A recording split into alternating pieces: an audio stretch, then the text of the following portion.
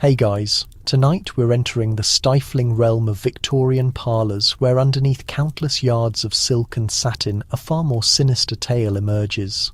You can practically sense the heavy perfume attempting to mask unwashed flesh, experience the coarse wool rubbing against skin that hasn't touched soap in weeks, and catch the hushed mentions of strange maladies that physicians simply couldn't diagnose.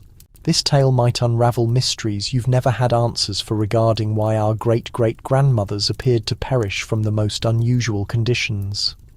So before you dive into the story with me, please take a second to help me subscribe to the channel, like and share this video, or perhaps leave a comment below, but make sure you do it when you genuinely appreciate what I bring to you. Feel free to comment where and when you began watching this video, or maybe offer a compliment about how these historical mysteries help you drift off to sleep.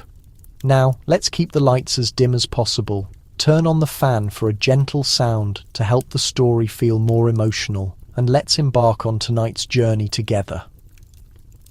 You find yourself fastening a corset in 1875 London, drawing the strings tighter and tighter until your ribs throb and your breathing becomes laboured. This isn't vanity talking. This is survival in a world where a woman's value is determined by the measurement of her waist. But as you tighten that final inch, you're unwittingly creating the perfect conditions for disease. The corset, that emblem of Victorian womanhood, becomes your body's greatest adversary. You wear the same undergarments for weeks on end, the fabric becoming damp with perspiration that never fully dries in the cool English weather. The whalebone stays pressed into your flesh, creating small injuries that never heal correctly. Because the corset is never taken off long enough for your skin to breathe, these tiny wounds become entry points for infection, festering underneath layers of unwashed cotton and silk. The medical community of the era documented disturbing rates of what they labelled corseted consumption, a type of tuberculosis that appeared to especially afflict young women of the upper classes. You develop a nagging cough, but blame it on the fashionable frailty expected of ladies. Your compressed lungs struggle to expand completely, creating stagnant areas where bacteria flourish. The tubercle bacillus finds these weakened, oxygen-deprived tissues appealing, multiplying in the warmth, damp environment created by your tightly bound torso. Your skin underneath the corset develops what Victorian doctors politely called dress eruptions, angry red welts and pustules that spread across your back and sides. The combination of trapped moisture, friction from the stays, and the build-up of dead skin cells creates an ideal breeding ground for Staphylococcus bacteria. These infections often spread to your bloodstream, causing mysterious fevers that baffle even the most educated physicians of the day. The pressure of your corset creates what modern medicine recognizes as a perfect environment for anaerobic bacteria. Microorganisms that thrive without oxygen deep under the tight fabric. These dangerous pathogens multiply in the compressed flesh, creating abscesses that consume your tissue from within. You blame the constant burning sensation on the natural discomfort of proper feminine dress, never understanding that your body is literally decomposing beneath the whalebone and steel. The tight lacing doesn't just impact your torso, it creates a chain reaction throughout your entire system. Your compressed stomach cannot properly digest food, leading to chronic malnutrition that leaves you susceptible to every passing illness. The acidic contents of your squeezed stomach often surge upward, creating persistent heartburn and throat irritation that doctors confuse for signs of tuberculosis.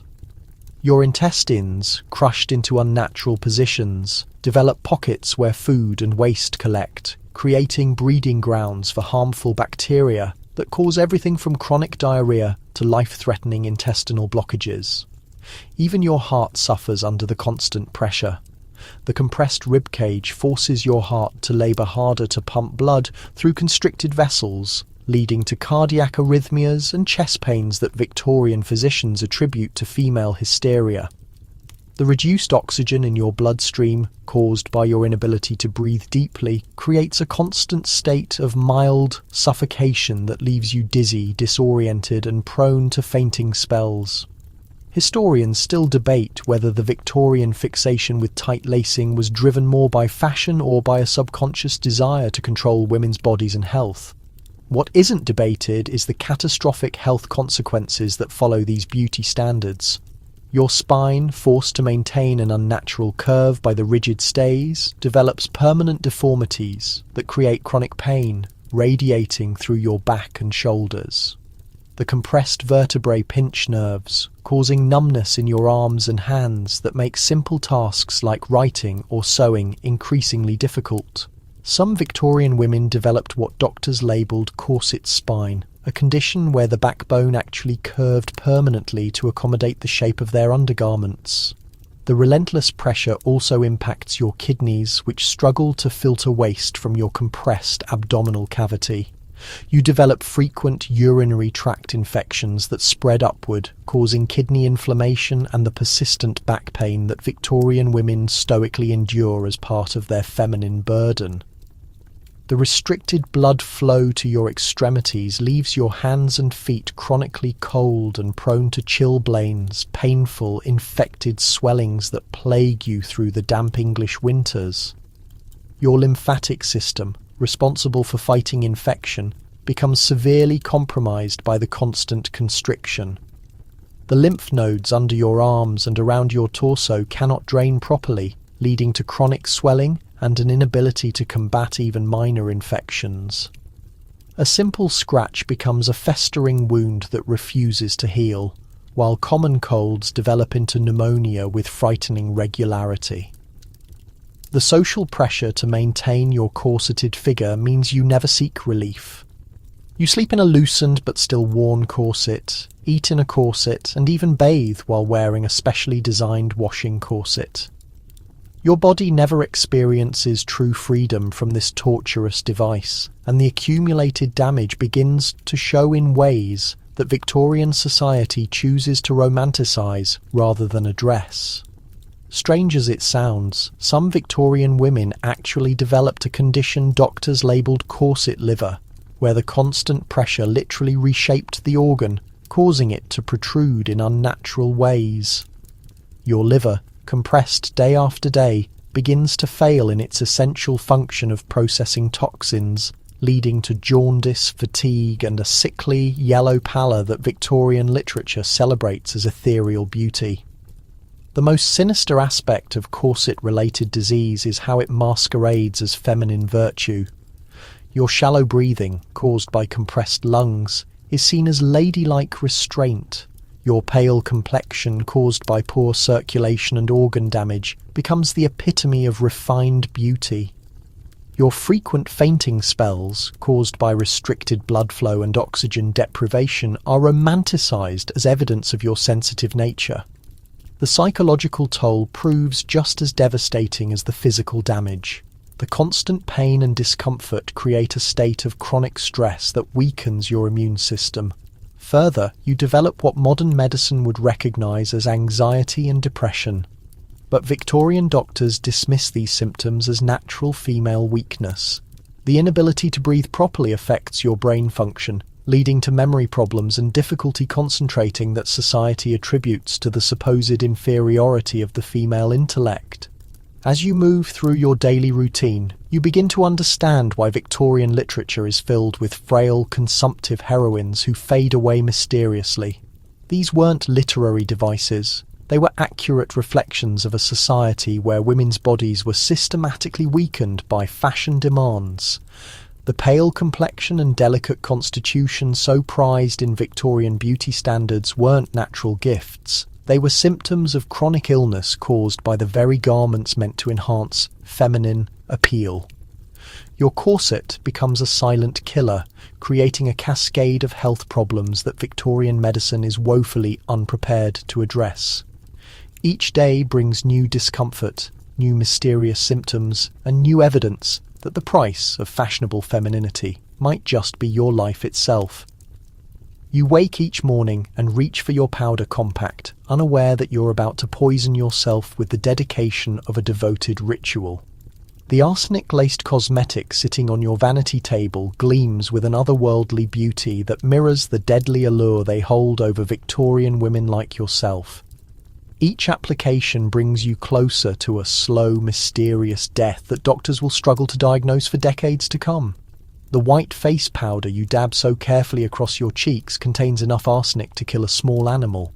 Yet you apply it daily with the religious fervour of a woman determined to achieve that coveted porcelain complexion. The arsenic gives your skin an ethereal, translucent quality that Victorian society prizes above all else. The paler you appear, the more refined and upper class you seem. What you don't realise is that this ghostly pallor isn't just fashionable. It's the first visible sign of chronic arsenic poisoning, slowly eating away at your body from the inside. Your daily beauty routine becomes a methodical form of self-destruction. The rouge you brush across your lips contains mercury and lead, compounds that create that perfect rosy flush. But these heavy metals accumulate in your organs with each application. The coal you carefully line around your eyes contains antimony, a toxic metalloid that causes severe eye infections and, over time, blindness. Victorian women often complained of mysterious eye ailments, attributing them to reading by candlelight rather than the poisonous cosmetics they applied religiously each morning. The process of applying your makeup becomes an elaborate dance with death. You dip your fingers into pots of powder that sparkle with crystalline particles of pure arsenic, each grain more potent than the last. The manufacturers discovered that arsenic compounds created the most desirable white pigments, and they marketed these deadly concoctions with names like Oriental Pearl Powder and Venetian Bloom. The more expensive the cosmetic, the more arsenic it contained, making beauty literally a luxury that could kill you. The most insidious part of arsenic poisoning is how slowly it works. You begin to notice that your fingernails develop strange white lines running horizontally across them, what we now recognize as maze lines, a telltale sign of arsenic exposure. Your hair starts falling out in clumps. But you attribute this to the stress of maintaining a proper household. The constant stomach cramping and nausea you experience becomes so normal that you barely mention it to your physician, who would likely diagnose it as female hysteria anyway.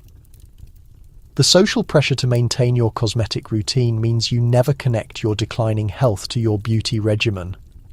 Victorian medical journals from the period document thousands of cases of mysterious wasting diseases among fashionable women, describing symptoms that modern medicine immediately recognizes as heavy metal poisoning.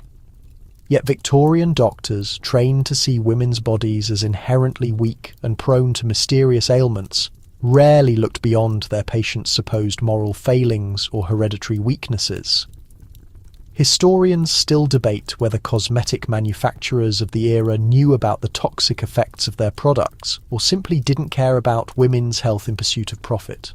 What's certain is that Victorian women were unknowingly participating in a mass poisoning experiment disguised as beauty enhancement. Your skin begins to develop a peculiar scaling and darkening, particularly on your palms and the soles of your feet. The arsenic disrupts your body's ability to produce healthy skin cells, causing a condition called hyperkeratosis that makes your skin thick, rough and discoloured. Victorian medical journals documented thousands of cases of mysterious skin conditions among upper-class women, never making the connection to their cosmetic habits. The neurological effects prove even more devastating than the physical symptoms. The heavy metals in your cosmetics cross the blood-brain barrier, causing memory problems, confusion, and what Victorian doctors politely termed nervous exhaustion. You find yourself forgetting simple words mid-conversation, stumbling over familiar tasks, and experiencing strange sensations of pins and needles in your hands and feet. The peripheral neuropathy caused by chronic metal poisoning makes it difficult to perform delicate work like embroidery or playing the piano, accomplishments that define a proper Victorian lady. Your digestive system bears the brunt of the daily arsenic assault. The metal irritates your stomach lining, causing chronic gastritis that leaves you unable to keep down solid food for days at a time. You develop what doctors call arsenical dysentery, violent episodes of bloody diarrhea that leave you weak and dehydrated. Victorian women often died from what appeared to be gastric fever or intestinal inflammation, never suspecting that their beauty routine was literally corroding their internal organs. The lead in your cosmetics creates its own set of horrific symptoms. Lead poisoning causes a condition called painter's colic, excruciating abdominal cramps that double you over in pain. Your gums develop a distinctive blue-black line along the edges, and your breath takes on a sweet, metallic taste that no amount of tooth powder can eliminate. The lead interferes with your body's ability to produce red blood cells, leaving you chronically anemic and exhausted. Perhaps most tragically, the toxic cosmetics affect your reproductive system in ways that Victorian medicine cannot comprehend. The heavy metals disrupt your menstrual cycle, causing irregular bleeding and severe cramping that doctors attribute to moral failings or excessive reading. If you become pregnant, the accumulated toxins in your body cross the placental barrier, causing birth defects, miscarriages and stillbirths that devastate Victorian families who have no idea why their children are born with developmental problems or fail to survive infancy. Your teeth begin to loosen and fall out as the lead and mercury in your cosmetics attack the bone structure of your jaw. The heavy metals interfere with calcium absorption, causing your bones to become brittle and weak. Victorian dentistry, primitive as it was, couldn't explain why fashionable women seemed to lose their teeth at alarming rates, often attributing dental problems to excessive tea drinking or too much sugar consumption. Your kidneys struggle desperately to filter the constant influx of toxins from your bloodstream. The arsenic crystallizes in your kidney tubules, causing permanent scarring and a gradual decline in function that manifests as chronic back pain, frequent urination, and persistent thirst. Many Victorian women died of what appeared to be kidney failure, their families never suspecting that years of cosmetic use had slowly destroyed these vital organs. The psychological effects of chronic metal poisoning create their own nightmare. The arsenic interferes with neurotransmitter production in your brain, causing severe depression, anxiety and mood swings that Victorian society dismisses as natural female volatility. You experience periods of manic energy followed by crushing fatigue, personality changes that strain your relationships, and episodes of paranoia that make you suspicious of everyone around you. Your immune system, overwhelmed by the constant need to process toxins, begins to fail in spectacular fashion. Minor cuts refuse to heal, developing into festering sores that spread across your body. You catch every cold, every fever, every contagious disease that passes through your household, and each illness hits you harder and lasts longer than it should. The arsenic suppresses your bone marrow's ability to produce white blood cells, leaving you defenseless against infections that healthy people would fight off easily. The irony cuts deep in your quest for beauty. You've made yourself uglier with each passing day. The cosmetics that promise to enhance your appearance have left you gaunt, sickly, and prematurely aged.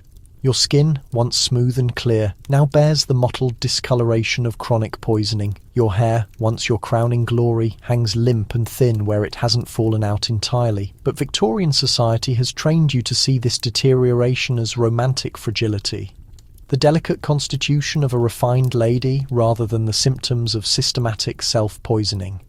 Your hair has become a magnificent fortress of filth, an elaborate architectural marvel that hasn't seen soap or water in over 3 months. You sit before your vanity mirror, admiring the towering construction that took your lady's maid 4 hours to arrange yesterday, completely unaware that your beautiful coiffure has become a thriving ecosystem of parasites, bacteria, and disease that threatens not just your own health, but the lives of everyone in your household. The fashion for elaborate hairstyles in Victorian society demands that your hair remain untouched for weeks at a time to maintain its intricate shape. Your locks are twisted, pinned, padded with horsehair, and cemented into place with a mixture of bear grease, pomade and starch that creates the perfect breeding ground for every imaginable form of microscopic life. The layers of styling products trap dirt, sweat, and dead skin cells, creating a warm, moist environment where bacteria multiply with terrifying efficiency. You feel the first telltale itch behind your left ear. Gentle tickling that you dismiss as nervous sensitivity. What you don't realise is that a family of head lice has just established residence in your unwashed locks, and they're already busy laying eggs in the greasy foundation of your hairstyle. Within days, hundreds of tiny parasites will be feasting on your scalp, their bites creating open wounds that become infected with the countless bacteria thriving in your hair's putrid ecosystem. The pomade you applied months ago has gone rancid, creating a nauseating smell that you mask with increasingly heavy applications of lavender water and rose oil. These perfumes don't eliminate the odour, they simply create a sickly sweet mask that makes the underlying stench even more disturbing. Your family has grown accustomed to the peculiar aroma that follows you through the house, attributing it to your dedication to fashionable grooming. Rather than recognising it as the smell of decomposition, Victorian medical journals documented alarming outbreaks of typhus that seemed to originate in the elaborate hairstyles of fashionable women. The disease, carried by lice and other parasites, spread rapidly through households where women maintain their coiffures for months without washing. You become an unwitting typhus factory, harbouring the infected lice that will eventually jump to your servants, your children and your husband, carrying the deadly rickettsia bacteria that causes high fever, severe headaches, and often death. The weight of your unwashed hair creates constant tension on your scalp, leading to what Victorian doctors termed hair chronic pain that radiates from your skull down through your neck and shoulders. The accumulated grime and styling products pull at your hair follicles, causing them to become infected and inflamed. Many of your hairs have already died at the root, held in place only by the hardened pomade, creating bald patches that you desperately try to conceal with additional padding and false pieces. Historians still debate whether Victorian women truly understood the health risks of their elaborate hair maintenance routines, or simply prioritised fashion over hygiene to a degree that seems incomprehensible today. What isn't disputed is the devastating impact these practices had on public health, particularly in crowded urban areas where diseases could spread rapidly. The bacteria thriving in your hair don't limit themselves to your scalp. They migrate down to your forehead, causing a persistent rash around your hairline that you attribute to sensitivity to your face powder. The infected pustules spread to your neck and shoulders, creating what looks like a plague of boils that Victorian medicine struggles to treat. The constant scratching you can't resist creates open wounds that provide perfect entry points for more serious infections. Your unwashed locks become a reservoir for diseases that extend far beyond simple parasitic infections. Streptococcus bacteria, which cause scarlet fever and other deadly ailments, thrive in the warm, moist environment of your hair. When you lean close to kiss your children goodnight, you're potentially exposing them to pathogens that could kill them within days. Victorian families often lost multiple children to mysterious febrile fevers that seemed to appear from nowhere, never suspecting that mother's fashionable hairstyle was the source of the contagion. The starch and powder used to powder your hair attract rats and mice, which burrow into your elaborate coiffure while you sleep. These rodents carry their own collection of diseases, including the bubonic plague bacteria that still lurks in European cities. You wake with strange bite marks on your scalp, attributing them to restless sleep rather than recognizing them as evidence that your hair has become a nesting ground for vermin. The psychological toll of maintaining your unwashed hairstyle begins to manifest in disturbing ways. The constant itching drives you to distraction, but Victorian propriety prevents you from scratching in public, leading to a state of chronic agitation that affects your mood and behaviour. The smell, which you've grown nose-blind to, creates social isolation as friends and family unconsciously avoid close contact with you. Your scalp develops what we now recognize as seborrheic dermatitis, a severe inflammatory condition caused by the overgrowth of naturally occurring fungi that feed on the accumulated oils and dead skin in your hair. The condition causes intense itching and the formation of yellowish crusts that cement your hair into an even more impenetrable mass. Victorian doctors, puzzled by these scalp conditions, often prescribed treatments that made the problems worse, including mercury-based ointments that added heavy metal poisoning to your list of ailments. The infection in your scalp eventually spreads to your lymph nodes, causing painful swelling behind your ears and at the base of your skull. These swollen glands are your body's desperate attempt to fight off the constant bacterial assault emanating from your hair. Yet they're completely swamped by the massive quantity of disease-causing organisms they're attempting to filter. Your lymphatic system, built to manage the occasional bout of infection, simply can't handle the relentless flood of bacterial toxins pouring from your neglected scalp. Rest becomes progressively harder to find as the tiny parasites living in your hair grow more animated during the night hours. The Demodex mites making their residence in your elaborate hairstyle become most energetic when you're motionless, traversing your scalp and facial skin hunting for fresh sustenance. You find yourself battling persistent sleeplessness, shifting restlessly as microscopic creatures parade across your flesh. Yet Victorian physicians blame your rest disturbances on nervous female disorder instead of parasitic invasion. The truly horrifying reality of your hair's state is how it functions as an incubation site for illnesses that reach far beyond your own family. When you join social events, theatrical productions, or religious services, the parasites and microbes in your coiffure migrate to the furniture, infecting other ladies who occupy those same spaces. Victorian culture becomes a connected network of disease spread, with fashionable hairdos acting as the main carrier for outbreaks that mystify healthcare professionals. Your stunning, intricate hairstyle has transformed into an instrument of widespread contamination, proving how Victorian culture's fixation on appearances generated health catastrophes that destroyed thousands of lives. Every dawn, when you gaze at your image in the looking glass, you're viewing a meticulously crafted tribute to the fatal results of valuing style above elementary cleanliness. You raise the fragile porcelain teacup toward your mouth, oblivious that the transparent, gleaming liquid inside holds sufficient lethal microorganisms to destroy your entire supper gathering. The water source in your upscale London district pulls from the identical Thames branch that accepts the waste from countless households. Yet Victorian culture has persuaded itself that heating water for tea somehow cleanses what emerges from tainted wells and springs. Your midday social event is preparing to become the epicenter for a cholera epidemic that will tear through the parlours of upper-class society like a raging inferno.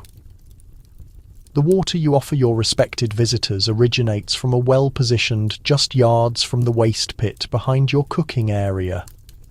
Victorian city design, to the extent it exists, provides no consideration for the fundamental concept that human sewage and drinking sources must never intersect.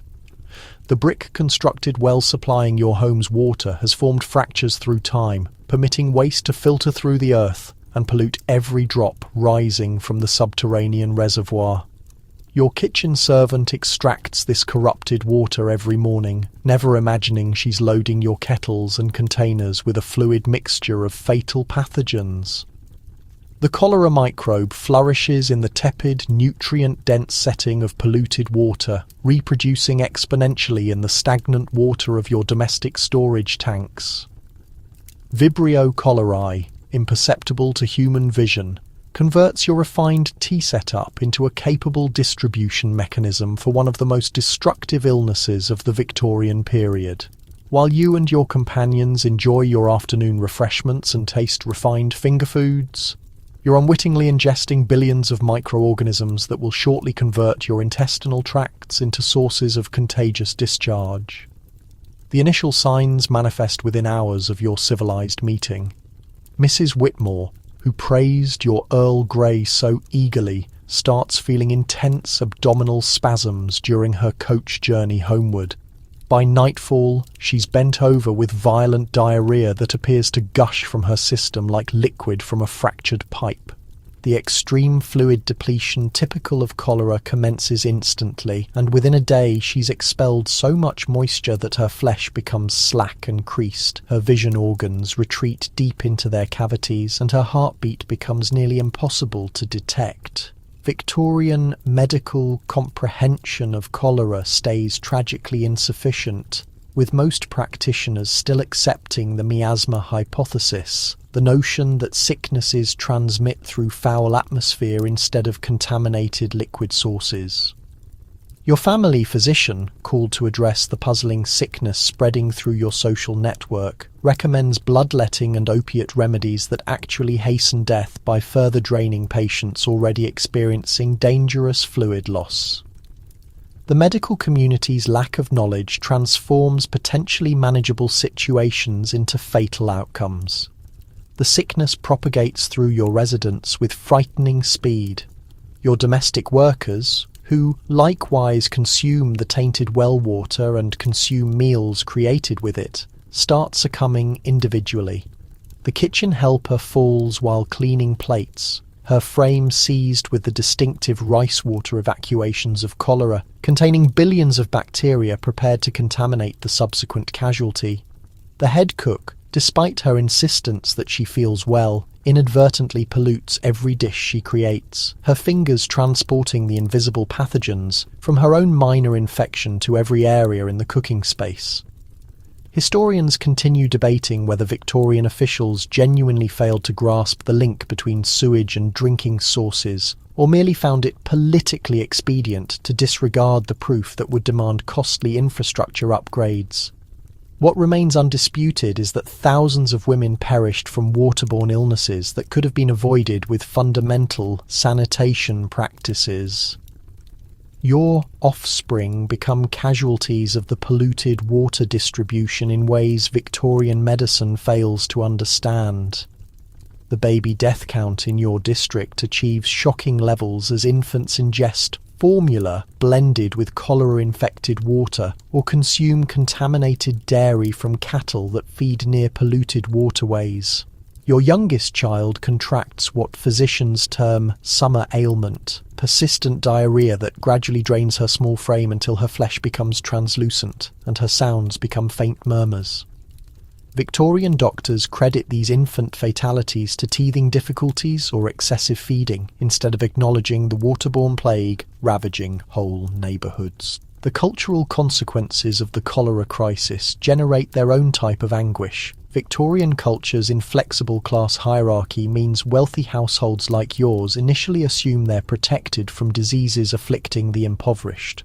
When cholera starts taking lives in prestigious areas, the mental disconnect sparks terror and refusal. Your social network fractures as households escape to rural areas, abandoning those too sick to journey and forming abandoned districts in formerly lively city zones. The polluted water impacts more than merely your intestinal tract. The microbes and parasites multiplying in your domestic water distribution trigger a series of infections that Victorian physicians battle to associate. You contract persistent kidney difficulties as your organs labour excessively to eliminate poisons from the contaminated water you drink daily. Your flesh erupts in unexplained irritations as your system attempts to discharge waste materials through backup routes when your kidneys can no longer manage the bacterial burden. Your spouse, despite his seeming vigorous condition, has been displaying indicators of what we currently identify as persistent, low-intensity poisoning from polluted water. His cognitive abilities begin deteriorating as toxic metals and bacterial poisons gather in his neural tissue. Victorian culture credits his progressively worsening disorientation and testiness to occupational pressure instead of recognizing it as proof of brain injury from extended contact with contaminated water reservoirs. The water pollution generates reproduction sites for illnesses reaching well past cholera. Typhoid microbes prosper in identical circumstances, triggering the enigmatic brain inflammation that eliminates so many Victorian lives. Dysentery circulates through residences via polluted washing liquid, producing hemorrhagic diarrhea that gradually destroys through dehydration and blood depletion. Hepatitis organisms reproduce in contaminated water reservoirs, triggering the jaundice outbreaks that routinely devastate city populations. Your sophisticated supper gatherings become unintentional mass contamination occasions as visitors transport polluted water homeward in their digestive systems and transmit illnesses to their personal households. The interconnected character of Victorian culture, with its perpetual cycle of social visits and communal dining, establishes ideal circumstances for waterborne plagues to circulate rapidly through complete neighbourhoods. An individual tainted well can eventually influence hundreds of households as the diseases it shelters propagate through social connections. The most heartbreaking element of the water pollution emergency is how it especially impacts women and youngsters who dedicate more hours in residences where tainted water gets utilised for preparing food, washing and consumption. Victorian ladies, already diminished by restrictive undergarments and poisonous beauty products, possess minimal protection against waterborne illnesses that assault their already weakened defence mechanisms. The mixture of numerous health attacks establishes an ideal situation of susceptibility that takes lives with alarming effectiveness. Your attractive residence, with its sophisticated decorations and cultured environment, hides a fatal truth in every water container, every tea serving, and every dish created in the cooking area. The pollution flowing from your fixtures transports with it the concentrated refuse and sickness of thousands of your community members, converting your household refuge into an incubation location for plagues that will resonate through generations of Victorian households. You position yourself before your clothing storage, choosing a borrowed silk dress for tonight's opera presentation, wholly unaware that the former wearer expired from smallpox while adorned in this exact garment. The ornate outfit, with its multiple layers of unwashed material and complex beadwork, conveys more than merely the remaining aroma of her fragrance. It contains the contagious traces of illnesses that will shortly claim fresh casualties among London's stylish upper class. Victorian culture's relaxed perspective toward exchanging apparel establishes an unseen system of infection that distributes fatal sicknesses from closet to closet, converting the basic action of borrowing a gown into a possibly deadly exchange. The custom of exchanging garments among Victorian ladies originates from both financial requirement and cultural tradition.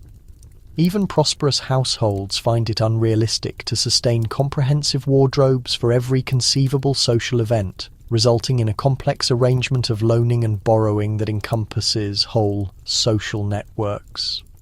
Your companion's bereavement attire, still weighted with the sorrow and microbes of 3 separate memorial services, occupies your wardrobe, anticipating the following family disaster.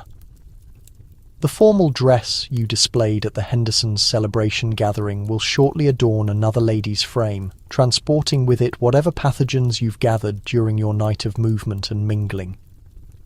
The material of your borrowed formal attire becomes a storage place for every illness that contacted its former wearers. Smallpox organisms, exceptionally durable and capable of enduring for months in dried lesions and fabric threads, hide in the elaborate creases of silk and velvet. The gown you've selected for tonight's amusement most recently belonged to Lady Margaret, who attended a charitable event while unknowingly in the initial phases of variola major.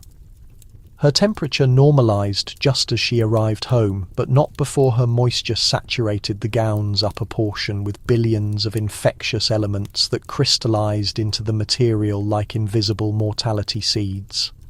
The detailed purification ceremonies of Victorian culture demonstrate woefully insufficient against the microscopic dangers embedded in exchanged apparel. Your personal attendant brushes the dress meticulously and exposes it by an opened window, considering this adequate to ready it for your usage. She possesses no awareness that the smallpox organism lodged in the garment's threads demands temperatures far exceeding what Victorian purification techniques can accomplish. The moderate steaming and scenting that substitutes for clothing, maintenance only functions to scatter the infectious elements, establishing an even more capable transmission mechanism for illness transfer. While you slide into the borrowed dress, the contaminated material contacts closely with your flesh, moving viral elements to microscopic openings in your skin layer caused by constrictive corseting and aggressive cleaning agents. The smallpox organism, flawlessly modified for person-to-person transfer, discovers these minuscule injuries perfect access points into your circulation. Within days, you'll contract the typical temperature elevation and physical discomfort that Victorian physicians frequently misidentify as influenza or nervous fatigue, never thinking that your refined formal attire has transmitted a potentially deadly dose. Historians continue disputing whether Victorian culture's focus on detailed appearance standards contributed more significantly to illness transmission than basic overcrowding, yet the proof indicates that exchanged apparel established distinctive routes for infection that impacted the prosperous as intensely as the impoverished. The exact customs that exhibited social sophistication became carriers for widespread illness.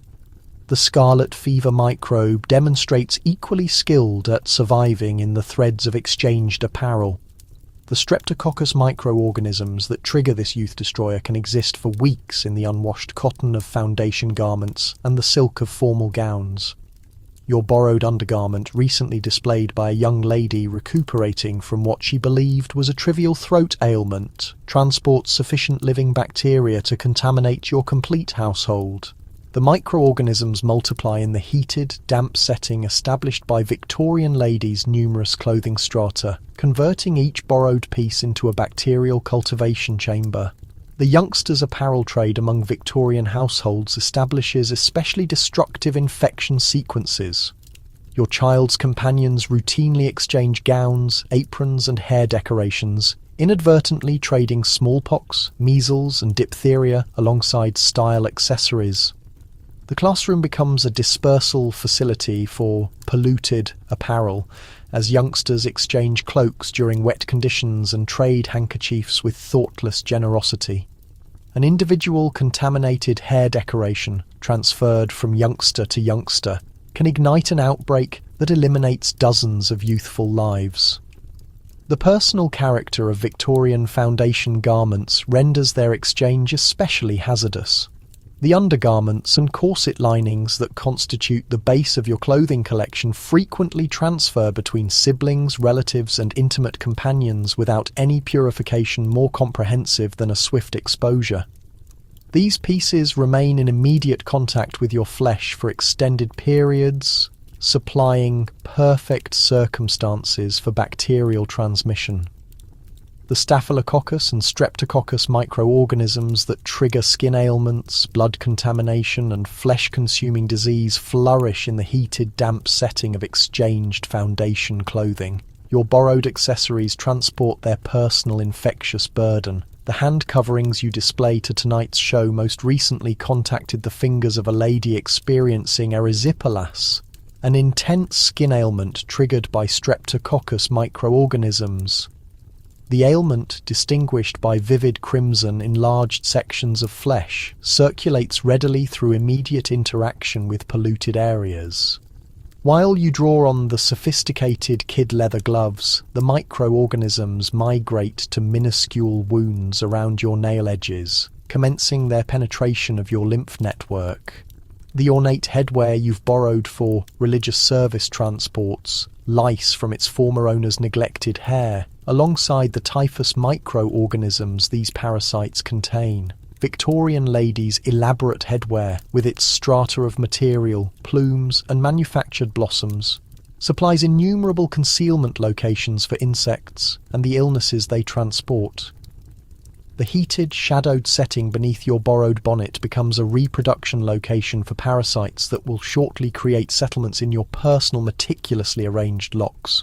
The bereavement attire that moves through Victorian culture transports especially concentrated quantities of contagious substance. These substantial dark pieces frequently transfer from memorial to memorial without purification, gathering pathogens from numerous deceased individuals and their grieving family members. The crepe and bombazine material of bereavement attire captures bacteria and organisms in its thick construction, establishing pieces that operate as portable illness storage facilities.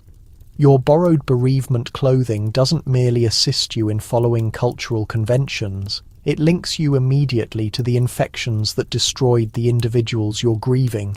The cultural demand to seem stylish in various outfits establishes an intricate network of pollution that extends across whole neighborhoods. Your azure silk formal dress, after contaminating you with its cargo of illnesses, will persist in its fatal progression to the subsequent borrower, transporting fresh pathogens you've contributed to its accumulation. The gown becomes a silent chronicler of widespread illness, gathering and dispersing infections as it travels through Victorian culture's detailed system of social links.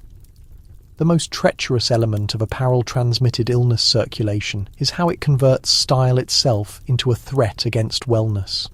The exact pieces that indicate your cultural position and ethical nature become tools of contamination and mortality.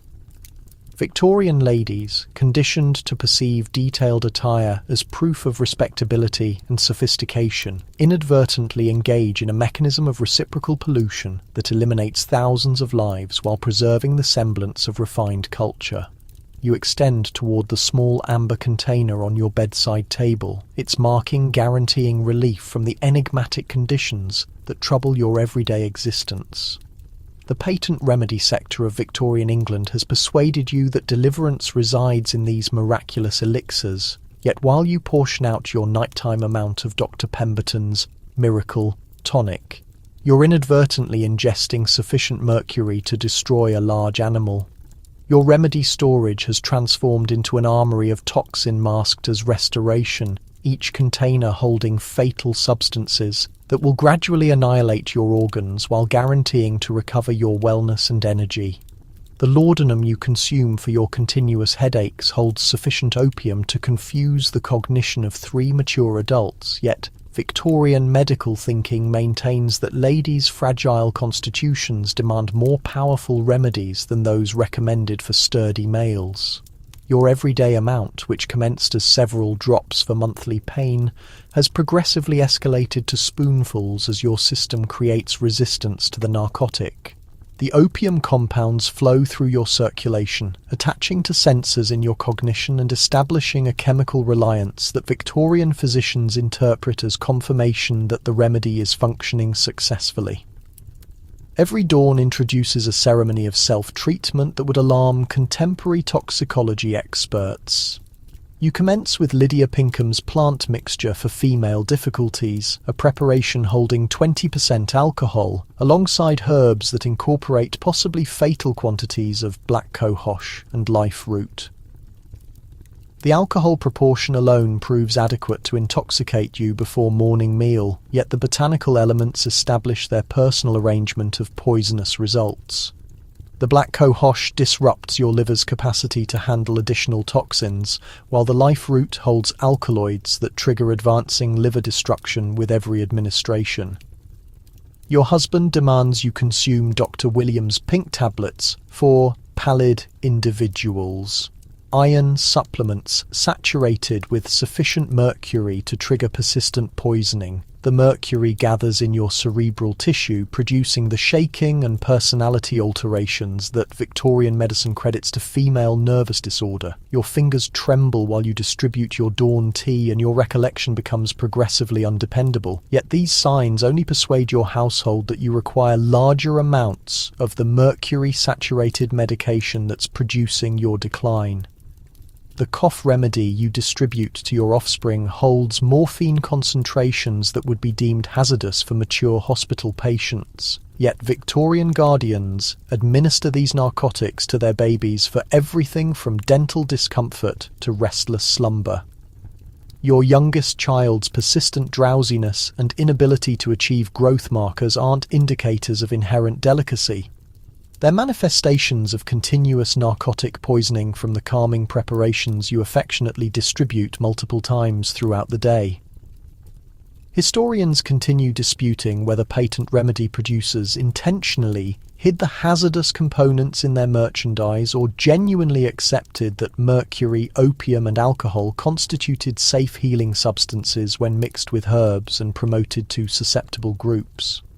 What remains definite is that Victorian households inadvertently engaged in widespread poisoning trials while pursuing relief from authentic wellness worries. Your liver battles frantically to handle the chemical bombardment you impose upon it with every administration of patent medicine. Your liver, built to handle occasional toxins, simply cannot process the constant stream of mercury, alcohol, opium and synthetic chemicals that define Victorian medicine. The resulting liver disease causes your skin to turn yellow, which you mistake for fashionable paleness, while the swelling in your abdomen gets dismissed as women's problems instead of being recognized as organ failure. The arsenic-based tonics you consume for energy actually create the chronic exhaustion they promise to cure, trapping you in an endless cycle of growing dependence on poisonous remedies. Every dose of Fowler's solution, prescribed for conditions ranging from skin disorders to general weakness, spreads arsenic through your body's tissues, causing cellular destruction that shows up as fatigue, mental fog, and stomach issues. Victorian physicians, seeing these symptoms, prescribe more arsenic-based treatments, believing that higher doses will break through your body's supposed resistance to recovery. Your kidneys, already overwhelmed by filtering toxic substances constantly, start breaking down under the relentless attack from patent medicine components. The mercury and lead, routinely present in Victorian tonics, crystallize inside your kidney tubes, creating permanent damage that diminishes your organs' capacity to purify your blood. The resulting blood poisoning causes mental disorientation and emotional instability that your relatives blame on the inherent unpredictability of female nature. The patent medicine business deliberately targets women's health issues, manufacturing products claiming to treat everything from period problems to nervous conditions. Dr. Pierce's favourite prescription, marketed as treatment for female frailty, contains sufficient alcohol to make you drunk and enough digitalis to trigger dangerous cardiac rhythm problems. The plant-derived ingredients in these medications frequently prove more harmful than beneficial, with many containing heart toxins, liver poisons and nerve-damaging substances that Victorian medical knowledge cannot identify or comprehend. Your nervous system takes the worst of the patent medicine damage as mercury accumulates in your brain, causing the shaking, memory deterioration and behavioural shifts that characterise long-term heavy metal exposure. The Mad Hatter's disease affecting hat makers becomes your everyday existence as mercury-laden medicines gradually obliterate your neurological capacity. Your relatives observe your mounting agitation and disorientation, but attribute these transformations to feminine hysteria instead of recognizing them as signs of mercury toxicity. The morphine and opium in your regular medications produce physical addiction that appears as withdrawal effects whenever you try reducing your intake. The perspiration, nausea and nervousness you feel when you miss taking your medicine persuade you that these remedies are vital for your existence. Victorian doctors interpret these withdrawal reactions as proof that your illness is progressing, resulting in prescriptions for even more powerful narcotic medicines. Your offspring's contact with patent medicines establishes generational cycles of dependency and contamination that Victorian households cannot grasp. The calming syrups used to silence crying infants contain enough opiates to slow breathing, contributing to the elevated infant death rates that Victorian parents accept as inevitable. Those babies who survive the narcotic exposure frequently develop learning challenges and conduct issues that continue through their entire lives. The alcohol concentration in patent medicines, sometimes surpassing 50% by volume, produces widespread alcoholism among Victorian women who would never think of themselves as drinkers. Your daily consumption of different tonics and elixirs provides more alcohol than most saloon customers drink. Yet the medicinal packaging lets you preserve your temperance principles while growing increasingly hooked on chemical compounds. The cruelest element of patent medicine poisoning is how it generates the exact symptoms it promises to eliminate, imprisoning Victorian households in patterns of escalating medication addiction. Your persistent exhaustion, blamed on female delicacy, actually comes from the arsenic and mercury contamination caused by your everyday medicines. The stomach troubles you suffer stem from the alcohol and poisonous plants in your treatments, while the nerve symptoms that haunt your daily existence result from heavy metal buildup in your brain. Your medicine shelf, crowded with bottles pledging health and energy, has transformed into a monument to methodical self-annihilation. Every attractive label and convincing endorsement conceals a chemical threat designed to extract profit from desperate households, while gradually poisoning them with substances that Victorian knowledge cannot detect or counter. The patent medicine empire has converted your real health worries into lucrative channels for mass contamination disguised as medical care. You fold the stained cotton cloth for the third time this month, getting ready to use it once more during your menstrual period, totally oblivious that this apparently harmless piece of material has become a breeding zone for lethal bacteria that will shortly endanger your existence. The Victorian method of managing menstrual hygiene, covered in embarrassment and lack of knowledge, converts a natural bodily function into a possible death threat. Your monthly bleeding, already viewed as a shameful nuisance by respectable society, becomes infinitely more hazardous when handled with reused fabric strips that shelter infectious organisms capable of triggering septic shock and mortality. The cotton cloths you utilize during menstruation get washed in cold water with caustic lye soap, a cleaning method that Victorian women consider sufficient for disinfection. Nevertheless, the blood and matter that soak these materials during use offer perfect nourishment for bacterial expansion, and cold water cleaning cannot destroy the dangerous germs that reproduce in the material's threads. Streptococcus and Staphylococcus bacteria, together with other damaging microorganisms, endure the washing routine and remain inactive in the seemingly fresh cloth, waiting for the warm, damp conditions of your next period to reawaken and flourish. The stigma around menstruation stops you from talking about appropriate hygiene methods with anybody, including your mother, who herself acquired insufficient practices from earlier generations of women dealing with the same perilous ignorance. Victorian culture's belief that menstruation represents a moral defect rather than a biological occurrence generates an environment of concealment that blocks the exchange of even fundamental safety knowledge. You navigate through each monthly period equipped only with murmured scraps of guidance and the awful model of older women who've survived their fertile years through pure fortune rather than adequate understanding. Your intimate regions, already strained by restrictive corseting and inadequate diet, become susceptible to rising infections when bacteria from your reused menstrual materials migrate upward through your reproductive passage. The cervix, created to shield your womb from pollution, cannot protect against the intensive bacterial invasion that happens when infected material stays in contact with your external anatomy for days continuously. The warm, nutrient-dense setting of menstrual discharge generates perfect circumstances for swift bacterial reproduction, converting your monthly period into a repeating instance of bacterial contact. The childbed fever that takes so many Victorian women during and following delivery frequently starts with the persistent infections formed through inadequate menstrual hygiene habits. Your reproductive organs, repeatedly subjected to dangerous bacteria through polluted menstrual materials, develop lasting inflammation that compromises your body's natural protections. When pregnancy and delivery impose extra strain on your already weakened system, the established bacterial populations explode into life-endangering infections that Victorian doctors cannot pinpoint or address successfully. Historians continue debating whether the elevated death rates among Victorian women resulted more from poor medical treatment or from the hazardous hygiene customs that society enforced through ignorance and shame. Yet the facts indicate that menstrual handling played a vital part in female death statistics. The exact customs that women employed to preserve privacy and respectability during menstruation became channels for potentially deadly infections. The bacterial pollution in your menstrual cloth doesn't confine itself to your reproductive organs. The infected materials kept in your garment drawer between applications pollute other clothes and personal belongings with dangerous germs.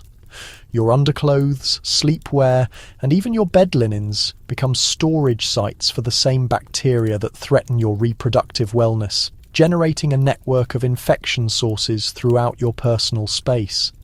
Your skin develops persistent irritation and open wounds, where the infected menstrual materials rub against your thighs and external anatomy. These injuries offer direct routes for bacterial entrance into your circulation, circumventing your body's natural barriers and permitting dangerous organisms to access your essential organs. The ongoing rash and discomfort you encounter during menstruation aren't natural outcomes of your cycle.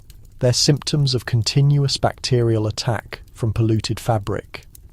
The cleaning routine for menstrual materials, conducted secretly to prevent household embarrassment, frequently occurs in basins and vessels that become contaminated with dangerous bacteria. The water employed for this cleaning often originates from the same sources that furnish your household's drinking and cooking supply, establishing routes for waterborne illness spread that impacts your whole family. Your efforts to maintain menstrual cleanliness actually distribute pollution throughout your domestic space. The lye soap utilized to clean menstrual materials, while successful at eliminating visible marks, cannot destroy the bacterial films that develop in fabric threads during extended contact with blood and matter. These microscopic bacterial communities, shielded by their own secreted coverings, withstand conventional cleaning techniques and supply stores of infection that endure through numerous washing rounds. Every time you reuse a supposedly clean menstrual cloth, you're reintroducing settled bacterial colonies to your most delicate anatomy. Your immune defenses, already weakened by corset use, toxic cosmetics, and patent medicine contamination, fight to resist the recurring bacterial threats presented by polluted menstrual hygiene customs. The persistent low-grade infections that develop from inadequate menstrual maintenance generate a condition of constant immune engagement that renders you vulnerable to more severe illnesses. Your body's protective capabilities, continuously deployed against menstrual-related infections, cannot respond adequately when confronted with epidemic diseases like cholera or typhus. The concealment surrounding menstrual practices blocks the creation of enhanced hygiene methods that could preserve lives. Victorian women, prohibited from talking about bodily processes even with their own daughters, perpetuate hazardous customs through ignorance and embarrassment. The information that could stop infections and fatalities stays trapped behind social prohibitions that emphasize modesty over survival. The persistent pelvic infections that arise from inadequate menstrual hygiene generate ongoing pain and discomfort that Victorian doctors attribute to feminine hysteria or moral deficiency. The genuine bacterial origins of your misery stay undiagnosed and ignored, permitting infections to advance from basic pollution to life-threatening blood poisoning. The rising infections that originate with polluted menstrual materials can eventually spread to your fallopian tubes, ovaries, and stomach cavity, producing extensive peritonitis that destroys with alarming speed. Your reproductive prospects become damaged by the bacterial scarring that follows from persistent menstrual-related infections. The fallopian tubes, injured by repeated episodes of bacterial inflammation, form obstructions that stop conception or generate ectopic pregnancies that endanger your life. Victorian households, frantic for offspring, never comprehend that their fertility difficulties frequently originate from the hazardous menstrual hygiene customs that society forces on women. The most heartbreaking element of menstrual-related death is how avoidable these fatalities would be with fundamental comprehension of bacterial pollution and appropriate hygiene practices. The straightforward action of utilizing fresh, correctly sterilized materials during menstruation could prevent most of the infections that take Victorian women's lives. Yet social embarrassment and medical ignorance unite to preserve customs that convert natural biological functions into fatal dangers. Your monthly period, already loaded with social disapproval and physical distress, becomes a recurring encounter with mortality as polluted menstrual materials transport bacterial loads capable of triggering septic shock and organ collapse. The privacy and caution that Victorian culture requires during menstruation establish ideal circumstances for the transmission of fatal infections that stay invisible until they've advanced beyond remedy. You lean forward to spread a new layer of powder from the shared compact that has circulated among 6 women this evening, completely unaware that you're about to press tuberculosis bacteria straight into your skin's openings. The communal cosmetics that move through Victorian parlours and dressing rooms transport more than merely the traces of earlier users. They contain lethal pathogens that transform the basic action of refreshing your appearance into a potentially fatal meeting with infectious illness. Your dressing table, arranged with borrowed rouge containers, shared powder compacts, and communal lip products, has become a disease circulation centre masked as the pinnacle of fashionable convenience. The powder compact you're utilising belonged to Margaret until last week, when her constant cough ultimately forced her to stay in bed with what the physician tactfully labelled lung inflammation. The rouge still contains the invisible mark of her infected breath, released in tiny droplets each of the occasions she opened the compact to examine her appearance. The tuberculosis bacteria, exceptionally resilient and able to survive for weeks in the arid setting of face powder, rest waiting in the cosmetic dust like sleeping seeds, prepared to develop into fatal infection at the first touch with your mucous membranes. Victorian social conventions regarding cosmetics establish ideal circumstances for illness transmission between women of every social level. The personal nature of sharing powder applicators, rouge brushes and lip products means that infections transfer directly from the most delicate regions of one woman's face to another's, avoiding many of the natural obstacles that might stop casual disease spread. When you pat the infected powder applicator across your lips and nose, you're inoculating yourself with whatever respiratory infections the earlier users have added to the communal cosmetic collection. The consumption that afflicts so many Victorian women transmits with exceptional effectiveness through shared cosmetics because the disease's main symptom, the relentless cough and bloody discharge, deposits infectious materials straight onto the implements and products used around the face and mouth. Your borrowed lip rouge becomes a concentrated storage site of tubercle bacteria, while the shared powder applicator functions as an efficient distribution mechanism for respiratory germs. Each use of communal cosmetics offers numerous chances for bacterial transmission, turning ordinary beauty upkeep into a version of Russian roulette with infectious illness. The warm, humid setting of the dressing room generates perfect circumstances for bacterial growth in shared cosmetics. The compact mirrors, repeatedly breathed on as women lean near to examine their reflections, become layered with respiratory droplets that dry into invisible coatings of infectious material. The rouge containers, heated by gas lighting and moistened from countless breaths, supply ideal incubation circumstances for the expansion of dangerous bacteria that flourish in the organic materials found in Victorian cosmetics. Historians continue arguing whether Victorian women grasped the health dangers of sharing personal grooming items or simply valued social connection and economic practicality over individual safety. Yet, the facts suggest that communal cosmetic customs contributed substantially to the transmission of respiratory illnesses among the privileged classes who could afford such extravagances. The kohl pencils that transfer from woman to woman transport their own assortment of eye infections and bacterial pollutions.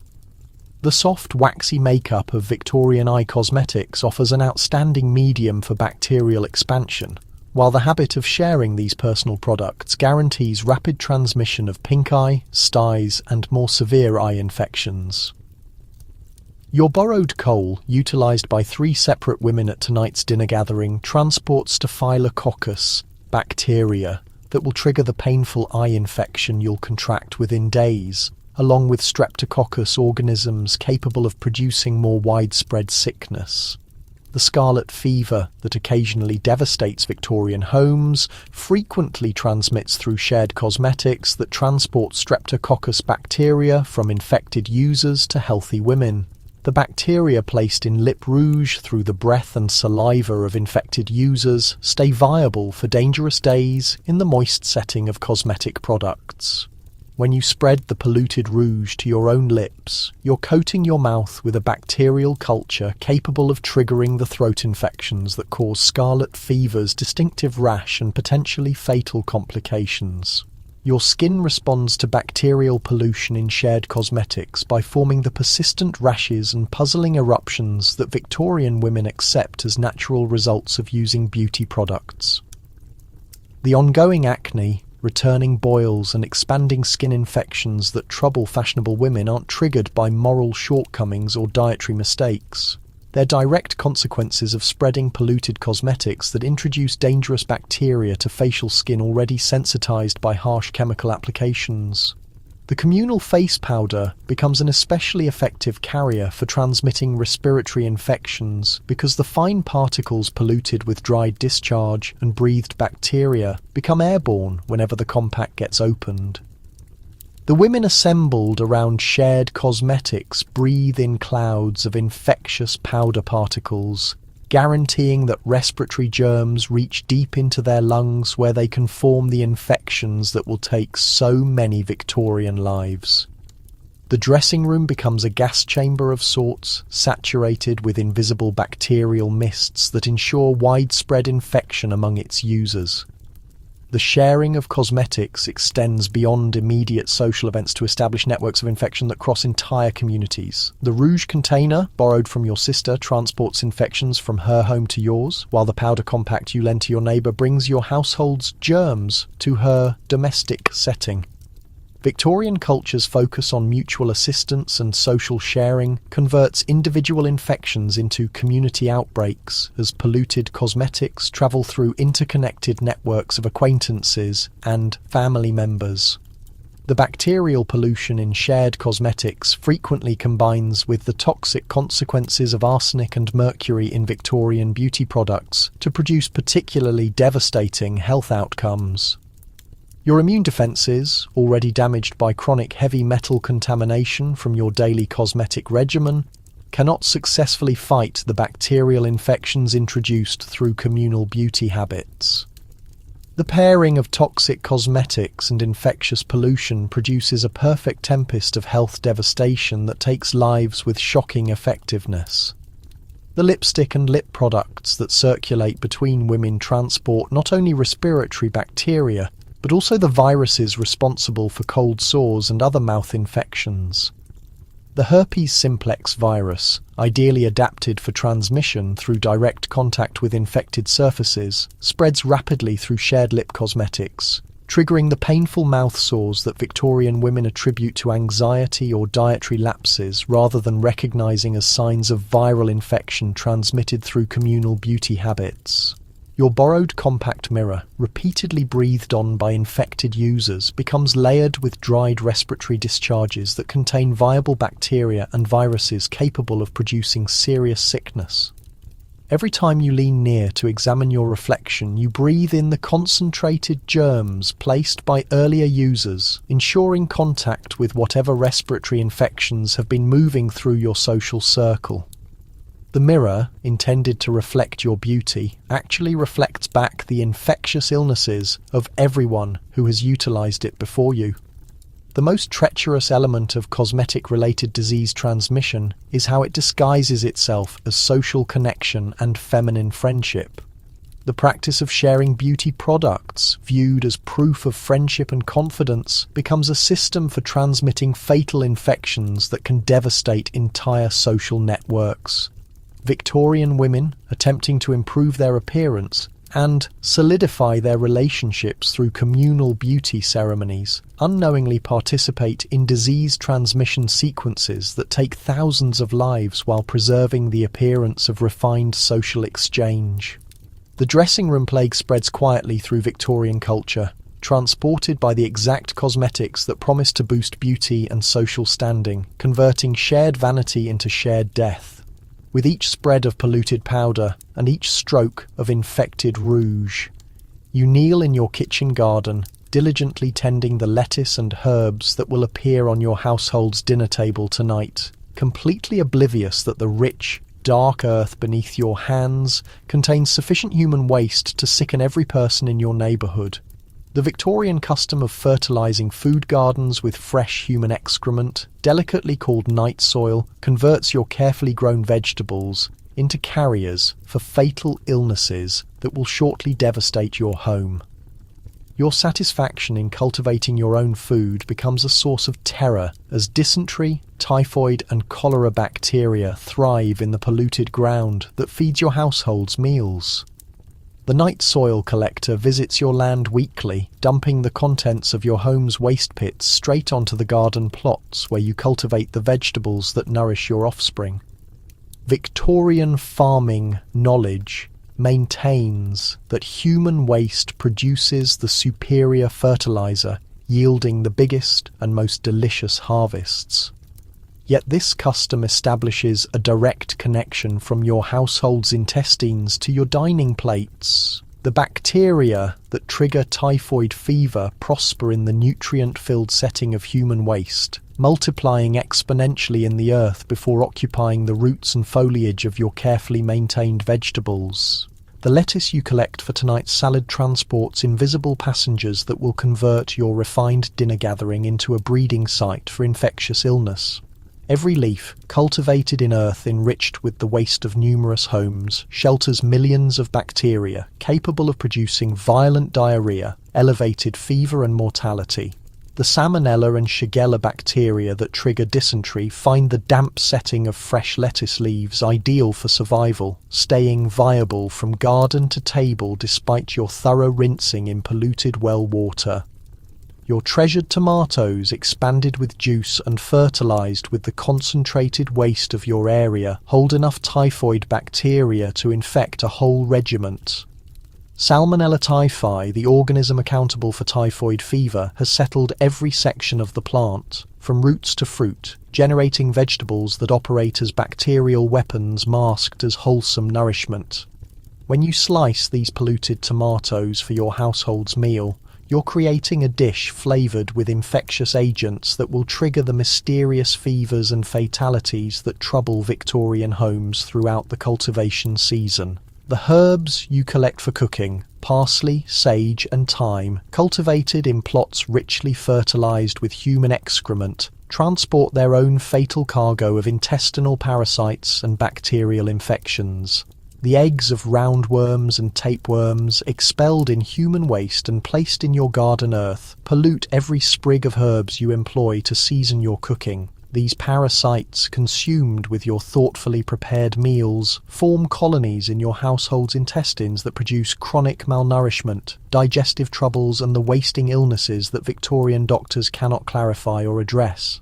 The root vegetables you present with such satisfaction, carrots, turnips and potatoes, cultivated in earth enriched with fresh sewage, concentrate bacterial pollution in their edible sections. The bacteria that trigger cholera and dysentery don't just coat the exterior of these vegetables, they penetrate deep into the plant matter, making complete cleaning impossible. Your household's preferred roasted vegetables become distribution mechanisms for infectious illnesses that will take lives with the precision of biological combat. Historians continue arguing whether Victorian gardening habits reflected actual ignorance about illness transmission or simply emphasised farming productivity over community health. Yet the casualty counts from foodborne sicknesses during harvest periods suggest that polluted gardens functioned as significant sources of epidemic illness throughout urban regions. The water you employ to rinse your polluted vegetables originates from the same wells that get contaminated by the cesspit contents utilised to fertilise your garden, establishing a closed circuit of pollution that guarantees maximum bacterial concentration in everything your household consumes. The clean water actually adds extra layers of pollution to vegetables already saturated with dangerous germs, ensuring that even your most thorough food preparation cannot remove the health dangers hiding in every meal. Your offspring, who enjoy helping with garden tasks and frequently taste vegetables straight from the plants, receive concentrated amounts of bacterial infection that their developing immune systems cannot resist. The dysentery that strikes your home repeatedly throughout the cultivation season doesn't stem from inadequate hygiene or moral deficiencies. It originates straight from the tainted earth that grows your meals. Victorian households frequently bury several children to what they term summer sickness, never grasping that their farming methods directly cause these fatalities.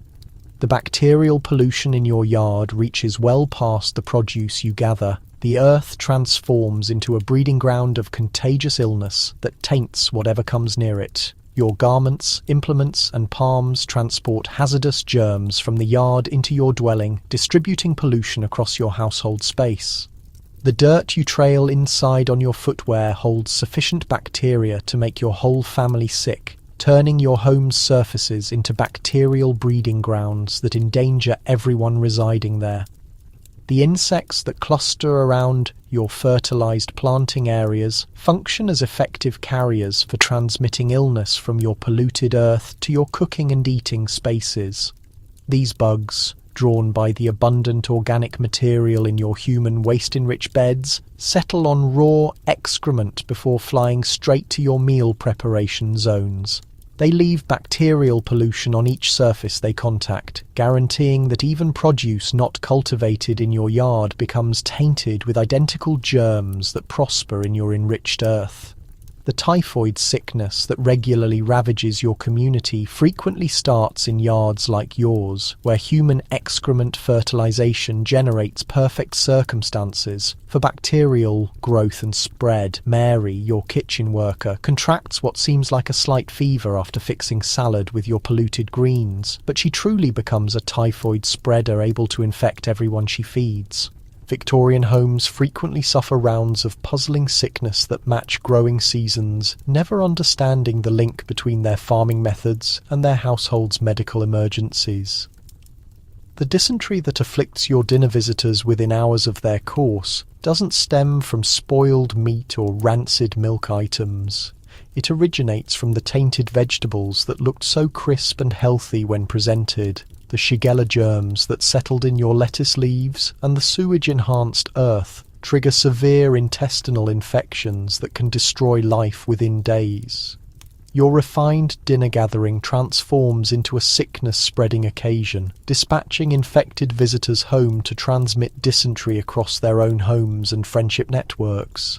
The parasitic creatures that plague your household's guts originate straight from the polluted earth where you cultivate your meals. The spawn of these organisms, left in your yard through human waste fertilization, stay active in the earth for months before tainting the vegetables you gather for your dining table. Your household's ongoing stomach troubles, blood deficiency, and inability to flourish stem from the settlements of intestinal organisms that consume their inner systems, all brought through the healthy vegetables you cultivate with such attention and satisfaction. Your attractive kitchen yard, with its orderly lines of flourishing vegetables and fragrant plants, hides a fatal truth under its rich surface. The human waste that generates such plentiful harvests also guarantees that every course becomes a possible death warrant, converting the practice of nourishing your household into a game of biological chance. The polluted ground that feeds your plants with human excrement generates a pattern of infection that turns your eating table into the starting point for outbreak illnesses that will resonate through generations of Victorian households. You meticulously fold the substantial black crepe morning gown that attended Mrs. Henderson's burial last week, readying to don it once more for today's ceremony, celebrating young Timothy, never guessing that this clothing carries the infectious traces of everyone who has perished while wearing comparable attire. The complex mourning outfit that Victorian culture requires becomes a portable storage unit for the illnesses of the deceased, transferred from body to griever through the ceremonial sharing of burial clothing that distributes death among the living with systematic effectiveness. Your mourning collection, intended to respect the departed, becomes an assembly of polluted material that guarantees the outbreaks taking Victorian lives maintain their fatal progression through sorrowing populations. The mourning gown you're readying to don has already visited 17 burials this year, travelling from home to home as households exchange the costly crepe and bombazine clothing demanded for appropriate grief display. Each donning contributes fresh layers of pollution as the material soaks up infectious elements from various bodies, grieving households, and burial locations. The gown holds tiny specimens of every illness that has taken lives in your neighbourhood, forming a fabric archive of mortality that transmits its archive to each fresh wearer. Victorian burial traditions guarantee maximum interaction between mourning clothing and infectious substances. You invest hours in near distance to the body, the substantial material of your gown grazing against polluted areas while you keep your watch beside the dead. The tuberculosis germs that destroyed Mrs. Henderson persist in her released breath, still emerging from her lungs, hours following death. The absorbent weave of your mourning clothing absorbs these infectious elements like a sponge, capturing fatal germs in its thick black threads. The scarlet sickness that took little Annie transmits effectively through the mourning garments worn at her burial, as household members and companions exchange polluted clothing that transports streptococcus germs from the dead child to grown grievers. The germs that destroyed Annie discover the warmth and damp conditions inside your mourning gown perfect for existence and reproduction.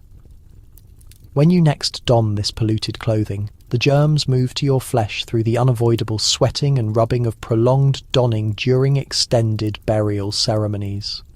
The tradition of displaying the deceased in household dwellings generates focused pollution in mourning clothing as infectious illnesses continue their activity. Even following medical death, the smallpox infection that destroyed your associate stays functional in the sores covering her body, discharging infectious elements that land on every area of the space, including the mourning garments of everyone who arrives to offer their condolences. Your black silk gown becomes saturated with viral elements that will stay active for months, anticipating the next burial to take fresh casualties. Historians continue debating whether Victorian households grasped that illnesses stayed infectious following death or merely gave priority to community duties over wellness worries. But the connection between burial participation and following sickness explosions indicates that mourning clothing operated as productive carriers for illness transmission between homes and throughout community divisions. The cholera that destroyed the Patterson household transmits through the neighbourhood via the mourning garments exchanged among associates who cannot purchase separate burial collections. The Vibrio germs that triggered the initial deaths flourish in the dampness held by substantial fabric. Mourning materials forming bacterial settlements that reproduce with each wearing. The gown that celebrated Mr. Patterson's death transforms into the tool that transmits his illness to the following household, maintaining the pattern of infection and sorrow that defines cholera outbreaks. Your mourning veil, worn by numerous sorrowing women, transports breathing infections from countenance to countenance with fatal effectiveness. The delicate mesh material captures released germs and infections while permitting them to stay near your breathing channels for hours continuously. The tuberculosis, diphtheria, and influenza germs gathered from earlier wearers form a focused environment of infection surrounding your head and neck, guaranteeing maximum contact with whatever breathing illnesses have taken lives in your neighbourhood. The mourning ornaments and additions that accompany burial clothing transport their own infectious load. The jet decorations and black ribbons touched by innumerable grievers, frequently in straight interaction with bodies during display ceremonies, shelter germs and infections that endure for lengthy stretches on solid surfaces. Your loaned mourning pin, which decorated Mrs. Whitmore's gown during her concluding sickness, transports staphylococcus germs that will trigger the flesh infection forming around the clasp's connection spot. The burial establishments and worship spaces where mourning clothing assembles become focal points for illness transmission. As polluted garments from numerous households combine in restricted areas, the atmosphere in these locations becomes filled with infectious elements discharged from multiple polluted mourning ensembles, forming atmospheric circumstances that assure contact with numerous illnesses at once. Your mourning clothing doesn't merely transport infections from the particular deceased individual being celebrated. It gathers germs from every other polluted clothing present at the ceremony. The typhoid sickness that destroyed the Baker household transmits through your neighbourhood via the mourning garments worn at their collective burial. The salmonella germs that triggered their deaths discover the plant colorants and finishing substances in Victorian mourning materials, perfect for prolonged existence. The gown you don to celebrate their memory becomes polluted with identical bacterial varieties that destroyed them, guaranteeing that their deaths add to future outbreaks. As the polluted clothing persists in its movement through sorrowing homes, the youngsters' mourning garments generate especially heartbreaking carriers for illness transmission. As tinier clothing more regularly exchanged among households, with restricted means, they transport focused quantities of infectious substance between homes with defenceless groups. The small black gown that celebrated baby Margaret's death transports the diphtheria germs that destroyed her straight to the following household's child, forming sequences of youngster death that destroy complete areas during outbreak periods. The complex washing ceremonies conducted on mourning clothing between burials demonstrate dismally insufficient against the bacterial and viral quantities they transport. The cleaning, ventilating and scenting that Victorian households consider adequate for clothing maintenance cannot remove the thoroughly lodged germs that have settled the material's threads. The infectious substances endure these washing efforts and reproduce during keeping, guaranteeing that each following donning provides fresh bacterial attacks to fresh casualties. The mourning traditions that demand prolonged donning of burial clothing generate extended contact stretches that assure infection in vulnerable persons. You invest whole days in polluted mourning gowns, permitting bacterial and viral elements captured in the material to discover access routes through small flesh wounds, breathing channels, and membrane surfaces. The duration of Victorian burial observations converts isolated contacts into continuous bacterial attacks that defeat even strong protection systems. The community force to keep fitting mourning presentation stops households from disposing of polluted clothing that could preserve lives if withdrawn from movement. The financial requirement of exchanging costly mourning clothing guarantees that infectious illnesses persist in their transmission through populations that cannot purchase the privilege of separate burial collections. Victorian culture's focus on appropriate grief display generates circumstances that convert mourning into a system for continuing the exact deaths being grieved. Your mourning collection becomes a record of neighbourhood death, each clothing transporting the infectious mark of various households' tragedies while readying to contribute fresh casualties to the expanding roster of outbreak fatalities. The black material that represents honour for the deceased becomes the tool that guarantees more deaths will succeed, forming perpetual patterns of infection and sorrow that characterise the Victorian encounter with outbreak illness. You consume a section of candied ginger, relishing the sweetness that briefly conceals the steady pounding in your decayed teeth, totally oblivious that the infection developing under your left back tooth will destroy you within the month. The Victorian era's fixation on confections packed with sugar, paired with a total lack of understanding about proper oral care, establishes ideal circumstances for mouth infections that take more women's lives than complications from giving birth.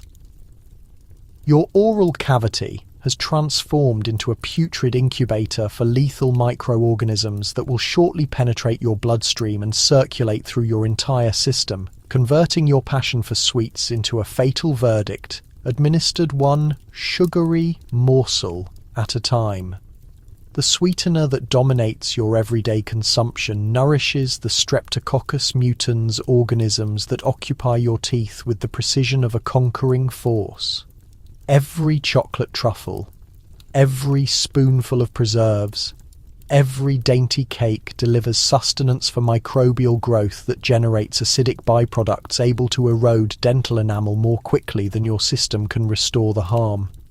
Your teeth, previously compromised by the arsenic and mercury present in your beauty products and treatments, lack the strength to resist the relentless, unceasing microbial attack that consuming sugar triggers within your mouth.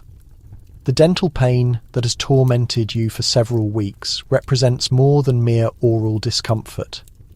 It stands as proof that microorganisms have penetrated the inner chamber of your tooth and created an infection that will shortly extend to your jaw structure and further. The Streptococcus organisms that initially thrived on sugar deposits in your oral cavity have now occupied the vital tissue within your tooth, forming an abscess packed with countless infectious agents mere inches from your cranium. Victorian tooth care, rudimentary and frequently more hazardous than the ailments it seeks to remedy, proves incapable of addressing infections that have advanced past the tooth's exterior.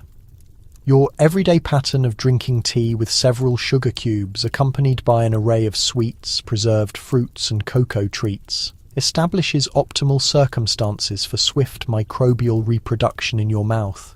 The microorganisms responsible for dental rot flourish in the perpetually sugar-saturated setting of your oral cavity, generating acidic refuse that breaks down your teeth from the interior, simultaneously creating the ideal acidity levels for even more threatening microbial varieties to take up residence.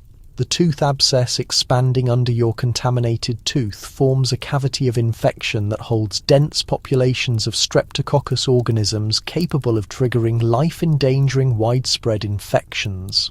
These microorganisms, initially restricted to your mouth, start to travel through your circulatory system whenever you masticate or clean your teeth, transporting their infectious burden to your cardiac muscle, cerebrum and additional critical organs. And the heart valve infection that will ultimately end your life originates with microbial populations that began in your sugar-ravaged teeth. Scholars continue to debate whether Victorian households comprehended the link between consuming sugar and tooth destruction, or merely valued social traditions and enjoyment above medical considerations. Yet the widespread occurrence of tooth disease among the wealthy classes who had access to sugar-laden diets indicates that confection eating habits directly matched with death rates from mouth infections. Your gingival tissue, swollen and hemorrhaging from persistent microbial infection, creates pathways for hazardous microorganisms to access your vascular system. The gum inflammation that renders your mouth continuously tender and your exhalation permanently offensive represents more than a superficial issue. It constitutes evidence of widespread microbial contamination that endangers your survival with every day that passes. The hemorrhaging gums that leave pink stains on your cloth handkerchiefs function as exposed injuries through which mouth bacteria obtain immediate access to your circulation. The gum disease that destabilizes your teeth generates deep infection reservoirs surrounding your tooth anchors, sheltering oxygen-free bacteria that prosper without air and manufacture poisons able to obliterate bone and delicate tissue. Your jaw structure, experiencing continuous microbial bombardment from contaminated tooth cavities, starts to degenerate in a condition termed osteomyelitis that can extend to your cranial bones and cerebral tissue. The persistent jaw discomfort you feel doesn't stem from muscle strain. It proves that microorganisms are physically consuming the skeletal structure of your facial region. The basic dental procedures accessible in Victorian times frequently aggravate infections instead of eliminating them. The tooth removals, executed without pain relief or antiseptic measures, bring extra bacteria into your previously contaminated mouth, simultaneously producing fresh injuries that function as microbial access routes. the dental tools employed on numerous patients without sanitization transport infections from strangers' mouths straight into your exposed dental injuries. Your exhalation, thick with the odor of decomposition and blood microbial waste materials, indicates the existence of unstable sulfur molecules created by the oxygen-free bacteria inhabiting your infected teeth and gingival tissue. These identical bacteria manufacture poisons that harm your cardiac valves, producing the heart complications that will finally result in your demise. The foul breath that humiliates you in social gatherings actually represents evidence of microbial activities that are gradually contaminating your whole system. The sugar-destroyed teeth in your oral cavity transform into holding tanks for widespread illnesses that circulate throughout your body through your bloodstream. The bacteria that formed populations in your tooth decay travel to your cardiac muscle, producing infective endocarditis that ruptures your heart valves. The identical microbial strains journey to your cerebrum, forming abscesses that trigger the skull pain and mental fog you've been suffering. Your contaminated teeth function as microbial departure points for attacks that focus on your most essential organs. The repeated ingestion of infected saliva from your diseased oral cavity brings dangerous bacteria straight into your gastrointestinal tract, producing chronic digestive issues and intestinal contaminations that worsen your comprehensive health deterioration. The streptococcus organisms that started in your tooth destruction inhabit your pharynx and digestive organ, establishing supplementary contamination locations that add to your body's complete microbial burden. Your defense system, previously stressed by the steady requirements of combating chronic mouth infections, fails to react efficiently to additional health dangers. The vitality your system uses battling the bacteria in your oral cavity renders you susceptible to pandemic illnesses that destroy victims whose defense systems are weakened by pre-existing health conditions. The lung infections that appear to persist in your residence discover convenient victims in household inhabitants whose systems are currently waging unsuccessful struggles against tooth bacteria. The facial inflammation that has started surrounding your contaminated tooth demonstrates that the microbial infection has expanded past your tooth anchor into the pliable tissues of your facial region and throat. This soft tissue infection, triggered by the identical streptococcus organisms that originated with sugar-fed tooth destruction, can swiftly advance to necrotizing fasciitis, a tissue-consuming microbial infection that annihilates tissue more rapidly than medical intervention can manage it. Victorian healthcare possesses no successful remedies for these progressed microbial infections. The elevated temperature that accompanies your tooth pain demonstrates that bacteria from your contaminated tooth have penetrated your circulation in adequate amounts to activate your body's widespread immune reaction. This blood bacteria or septic condition reveals that your mouth infection has advanced past localized dental issues to become a life-endangering widespread illness.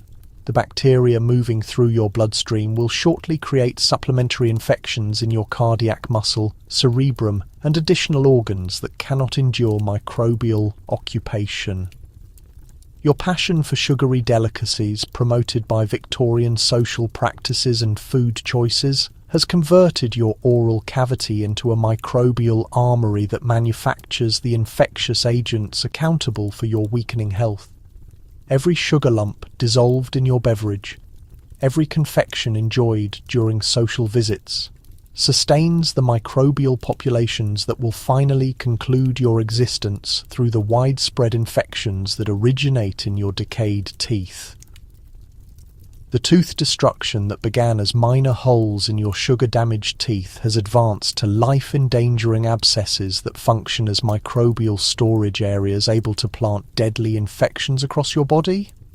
Demonstrating that Victorian refinement carries a harsh cost, calculated in agony and untimely death.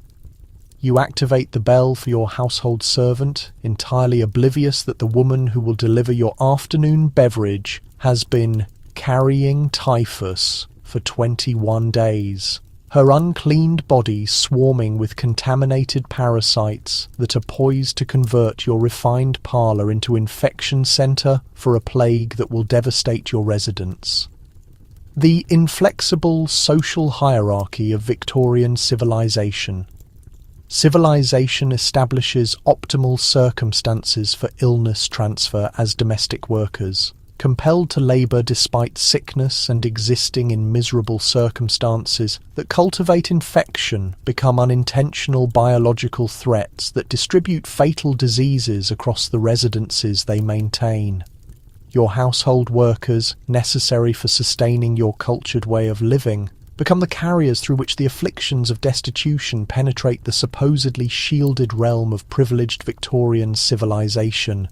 The typhus organisms that reproduce in the digestive tracts of your household servants' body parasites constitute one of history's most productive disease transmission mechanisms, transferred from domestic worker to master through the numerous close interactions demanded by Victorian household operations. Whenever she manages your garments, makes your sustenance or sanitizes your residential areas, she scatters infected parasites and their contaminated waste across your surroundings. The organisms that trigger epidemic typhus can endure for extended periods in dehydrated louse excrement, forming storage sites of infection that remain long following the original contamination happens. Your culinary worker, experiencing what she assumes is basic digestive distress, persists in making your household sustenance while releasing typhoid organisms in her waste and polluting every area she contacts. The salmonella organisms establishing colonies in her digestive system don't render her entirely disabled. They establish a persistent infectious state, enabling her to appear healthy while transmitting lethal pathogens to anyone eating meals touched by her contaminated fingers. Victorian labour conditions offering zero paid sick days or healthcare for household employees guarantee that diseased servants keep working until their illnesses permeate every corner of the homes where they labour. The cramped servants' sleeping quarters in your cellar provide optimal conditions for pathogen transfer among your household staff, ensuring infections sweep rapidly through your entire domestic workforce before reaching your family's upper floor living areas. The confined sleeping spaces, insufficient airflow, and substandard sanitation in staff zones convert these areas into microbial breeding chambers that intensify and concentrate pathogens before releasing them throughout your residence.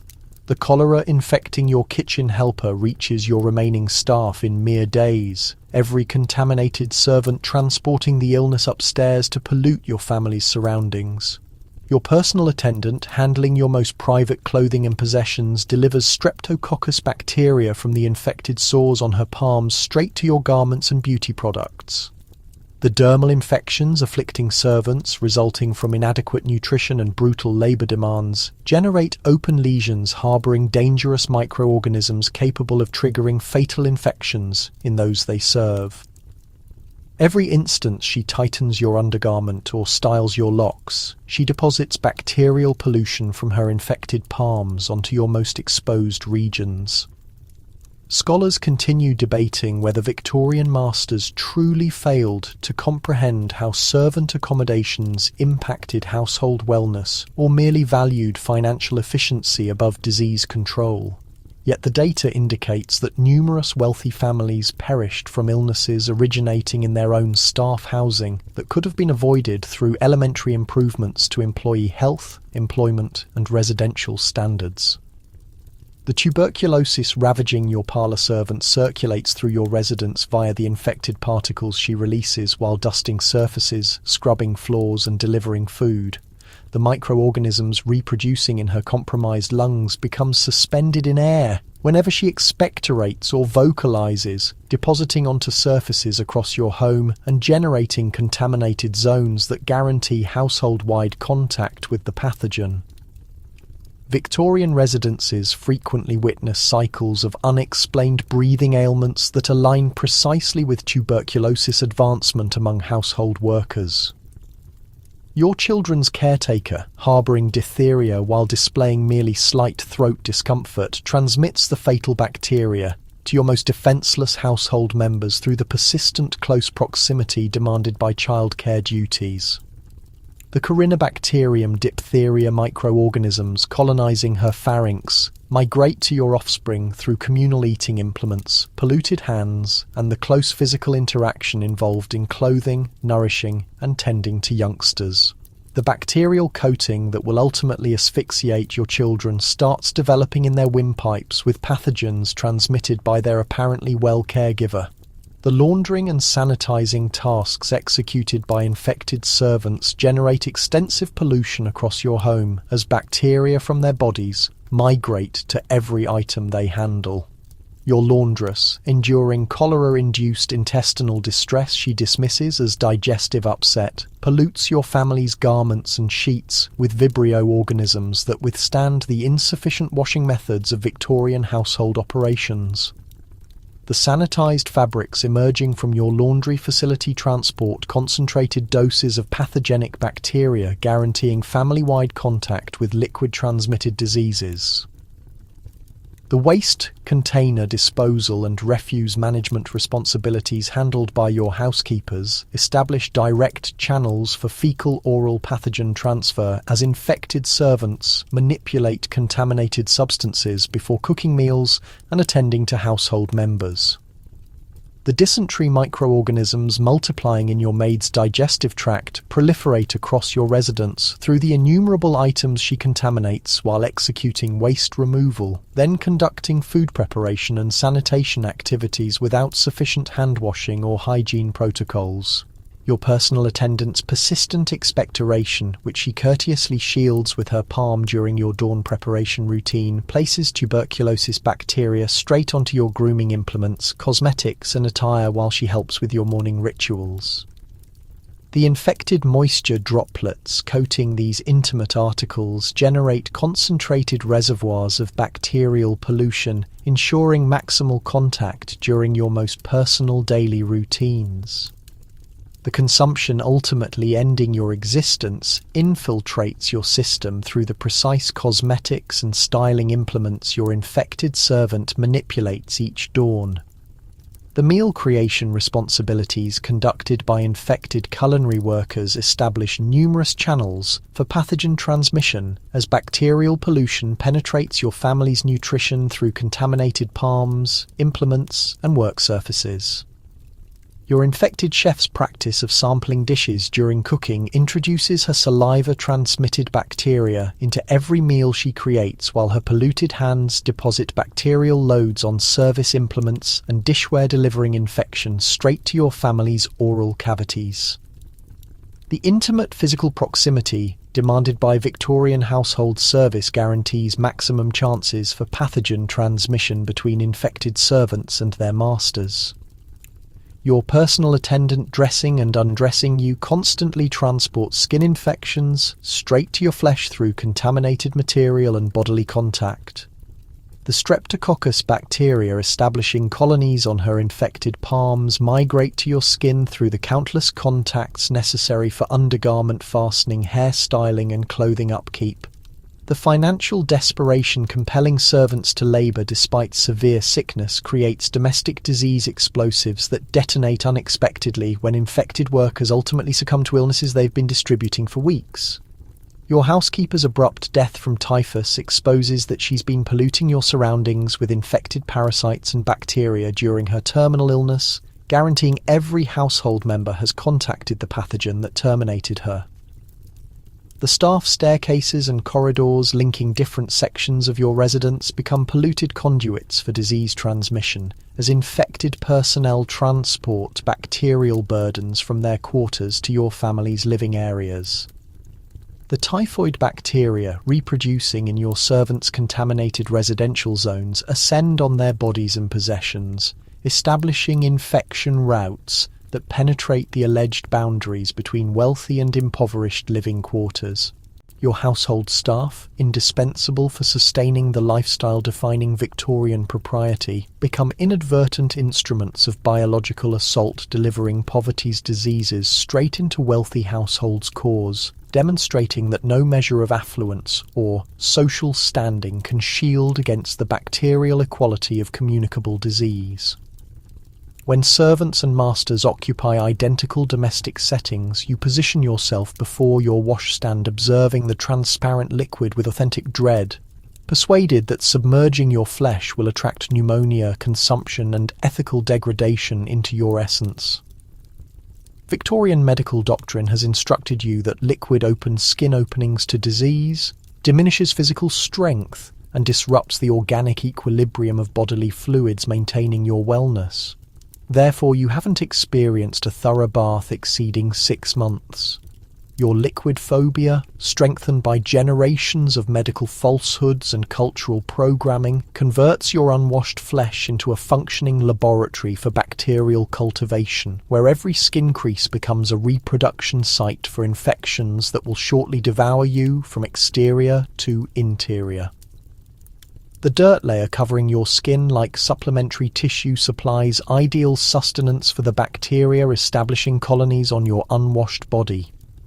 With microscopic farmers' commitment, Staphylococcus and Streptococcus microorganisms flourish in the gathered perspiration, deceased skin particles, and atmospheric grime encrusting your flesh, generating bacterial settlements so concentrated that your skin becomes more microbe than human material. These bacterial communities manufacture waste materials, creating the continuous rash blanketing your midsection, while their metabolic processes generate the revolting stench accompanying you through every chamber of your dwelling. The oil-filled cysts protruding beneath your unwashed skin stem from months of gathered oils and bacteria obstructing your skin openings and generating ideal settings for oxygen-free bacterial reproduction. These infected masses, distributed across your shoulders and back like a disease pattern, hold concentrated cultures of tissue-consuming bacteria that will ultimately burst and distribute their infectious materials across broader body regions. Victorian medicine ascribes these formations to ethical deficiencies or nutritional missteps, never identifying them as direct results of extended bathing evasion. Your scalp, concealed beneath months of gathered styling products and pomades, shelters parasitic settlements that have converted your hair into a mobile ecosystem of parasites, mites, and bacteria. The seborrheic condition making your scalp perpetually irritated stems from fungal proliferation in the nutrient-dense setting generated by unwashed hair and scalp secretions. The amber crusts detaching from your scalp aren't ordinary flaking. They're infected biological films generated by bacterial settlements feeding on the biological material gathering in your unwashed hair.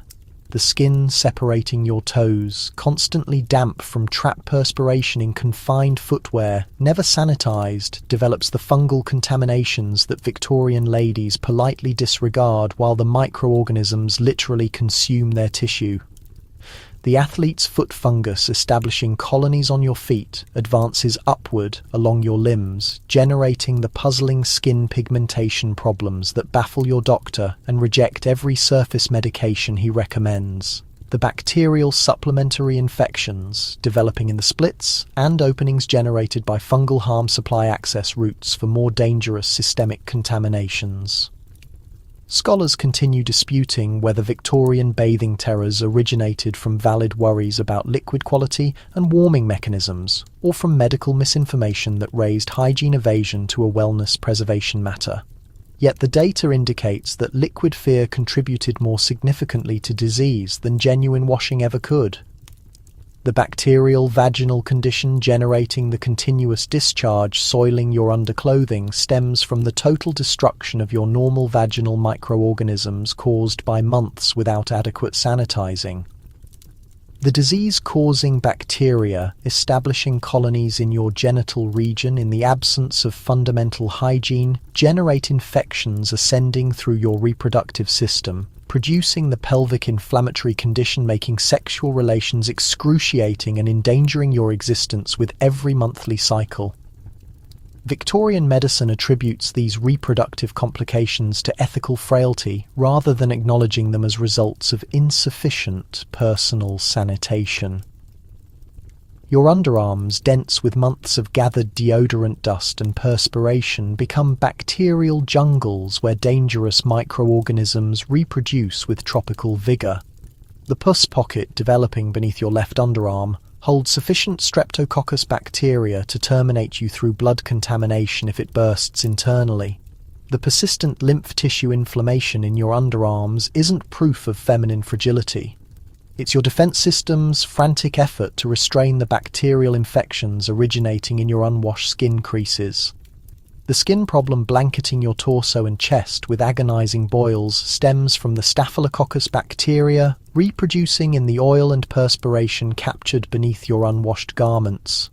These pus-filled furuncles establish new bacterial settlements each instant they burst, distributing infection across broader body regions and guaranteeing that your skin becomes progressively diseased with each passing month of bathing evasion.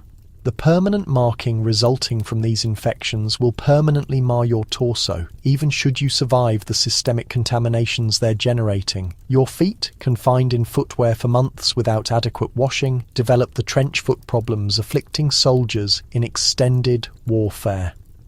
The tissue softening of your skin in the perpetually damp setting of unwashed feet generates open injuries serving as pathways for bacterial penetration of your blood system. The tissue death commencing in your smallest toes will ultimately demand removal if the infection doesn't terminate you first through blood contamination. The impetigo distributing across your face stems from the Streptococcus bacteria reproducing in the unwashed cosmetic residue encrusting your skin. The honey-tinted, crusted wounds making your countenance increasingly alarming hold concentrated cultures of tissue-consuming bacteria distributing to new facial regions with each scratch or contact. Victorian beauty expectations, which treasure pale complexions obtained through cosmetic application, become impossible to sustain when bacterial infections generate the inflamed crimson wounds that no quantity of powder can hide. Your garments, worn for weeks without laundering and compressed against your unwashed skin, become saturated with bacterial cultures generating mobile disease distribution mechanisms. The material threads capture disease-causing microorganisms reproducing in the heated and damp setting generated by your body warmth and perspiration. Each motion distributes bacterial pollution to new body regions while releasing infectious elements across your surroundings. The cellulitis advancing up your limbs from infected foot injuries represents a life-endangering crisis that Victorian medicine cannot treat successfully. The Streptococcus bacteria penetrating through splits in your unwashed feet have established colonies in the deeper skin strata and are swiftly advancing through your lymphatic network toward your essential organs. The crimson lines extending up your lower legs indicate the route these bacteria are pursuing as they progress toward your cardiac muscle and brain. The mental burden of your deteriorating hygiene generates supplementary wellness complications as the humiliation and social seclusion resulting from your countenance and stench contribute to the depression, making fundamental self-maintenance seem unattainable. The pattern of hygiene evasion and bacterial infection becomes self-maintaining as your declining mental condition makes the notion of bathing seem even more daunting and terrifying. The parasitic infestations flourishing in your unwashed setting include not merely parasites and mites, but also the fleas transporting plague bacteria from the rodents attracted to your unwashed residence. The bubonic plague bacteria these fleas introduce through their punctures will produce the enlarged lymph tissues and elevated temperature characterizing the Black Death, transporting medieval diseases into your Victorian parlour through the straightforward mechanism of evading liquid and cleansing agents. Your unwashed flesh has become a mobile biological weapon mechanism, releasing dangerous bacteria and parasites to everyone you meet while functioning as a reproduction site for diseases that will ultimately overwhelm your defense system and claim your existence through the gathered effects of systematic hygiene neglect converting cleanliness evasion into a variety of gradual self-destruction. You appreciate your reflection in the floor-length looking glass, satisfied with how your ornate velvet garment displays your stylish form, entirely unaware that the substantial material adhering to your flesh has become a biological death snare, concentrating and nurturing fatal bacteria with every respiration you execute. The Victorian fixation with luxurious unwashable materials generates mobile contamination dishes as ladies like yourself occupy their days wrapped in substances, capturing moisture, warmth, and infectious elements while remaining impossible to sanitize adequately. Your attractive wardrobe has converted into a collection of bacterial cultivation chambers, guaranteeing every social assembly becomes a chance for disease transmission on an enormous magnitude. The wool garment you're displaying hasn't been adequately sanitized exceeding 1 year. Its concentrated threads shelter bacterial settlements that have secured permanent habitation in the material's intricate construction. Each day you display this dress, the bacteria reproduce exponentially in the heated, damp setting generated by your body warmth and perspiration. While the lanolin organically present in wool supplies supplementary sustenance for microbial expansion, the Staphylococcus and Streptococcus microorganisms inhabiting your dress have established biofilms so advanced that they've essentially converted your garments into living material composed more of bacteria than textile.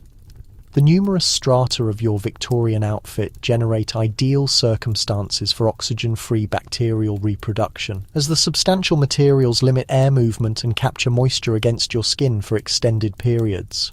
Your undergarment, corset covering, corset, bustle support, petticoats and exterior dress arrangement merge to generate a sealed setting where dangerous bacteria flourish without oxygen while manufacturing toxic waste materials, poisoning your system through skin penetration. The intricate assembly of Victorian ladies' garments essentially generates a transportable cultivation mechanism, guaranteeing optimal circumstances for bacterial development. The silk decorative ribbons and embellishments adorning your dress concentrate infectious elements in their fragile constructions while remaining entirely impossible to sanitize without destroying the garment's visual appeal.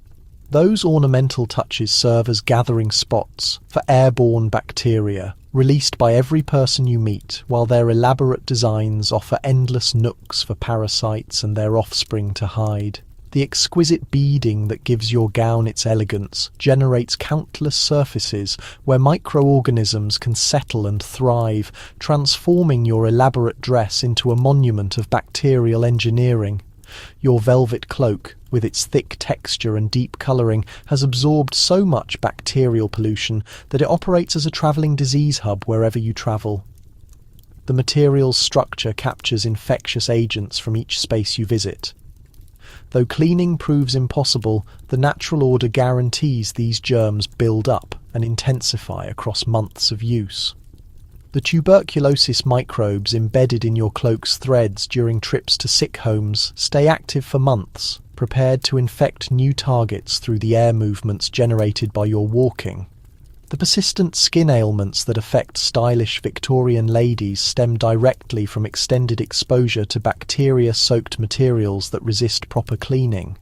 Your gown holds sweat against your flesh, while the collected microorganisms generate a constant stream of corrosive byproducts that erode your body's natural defences and open pathways for more dangerous illnesses.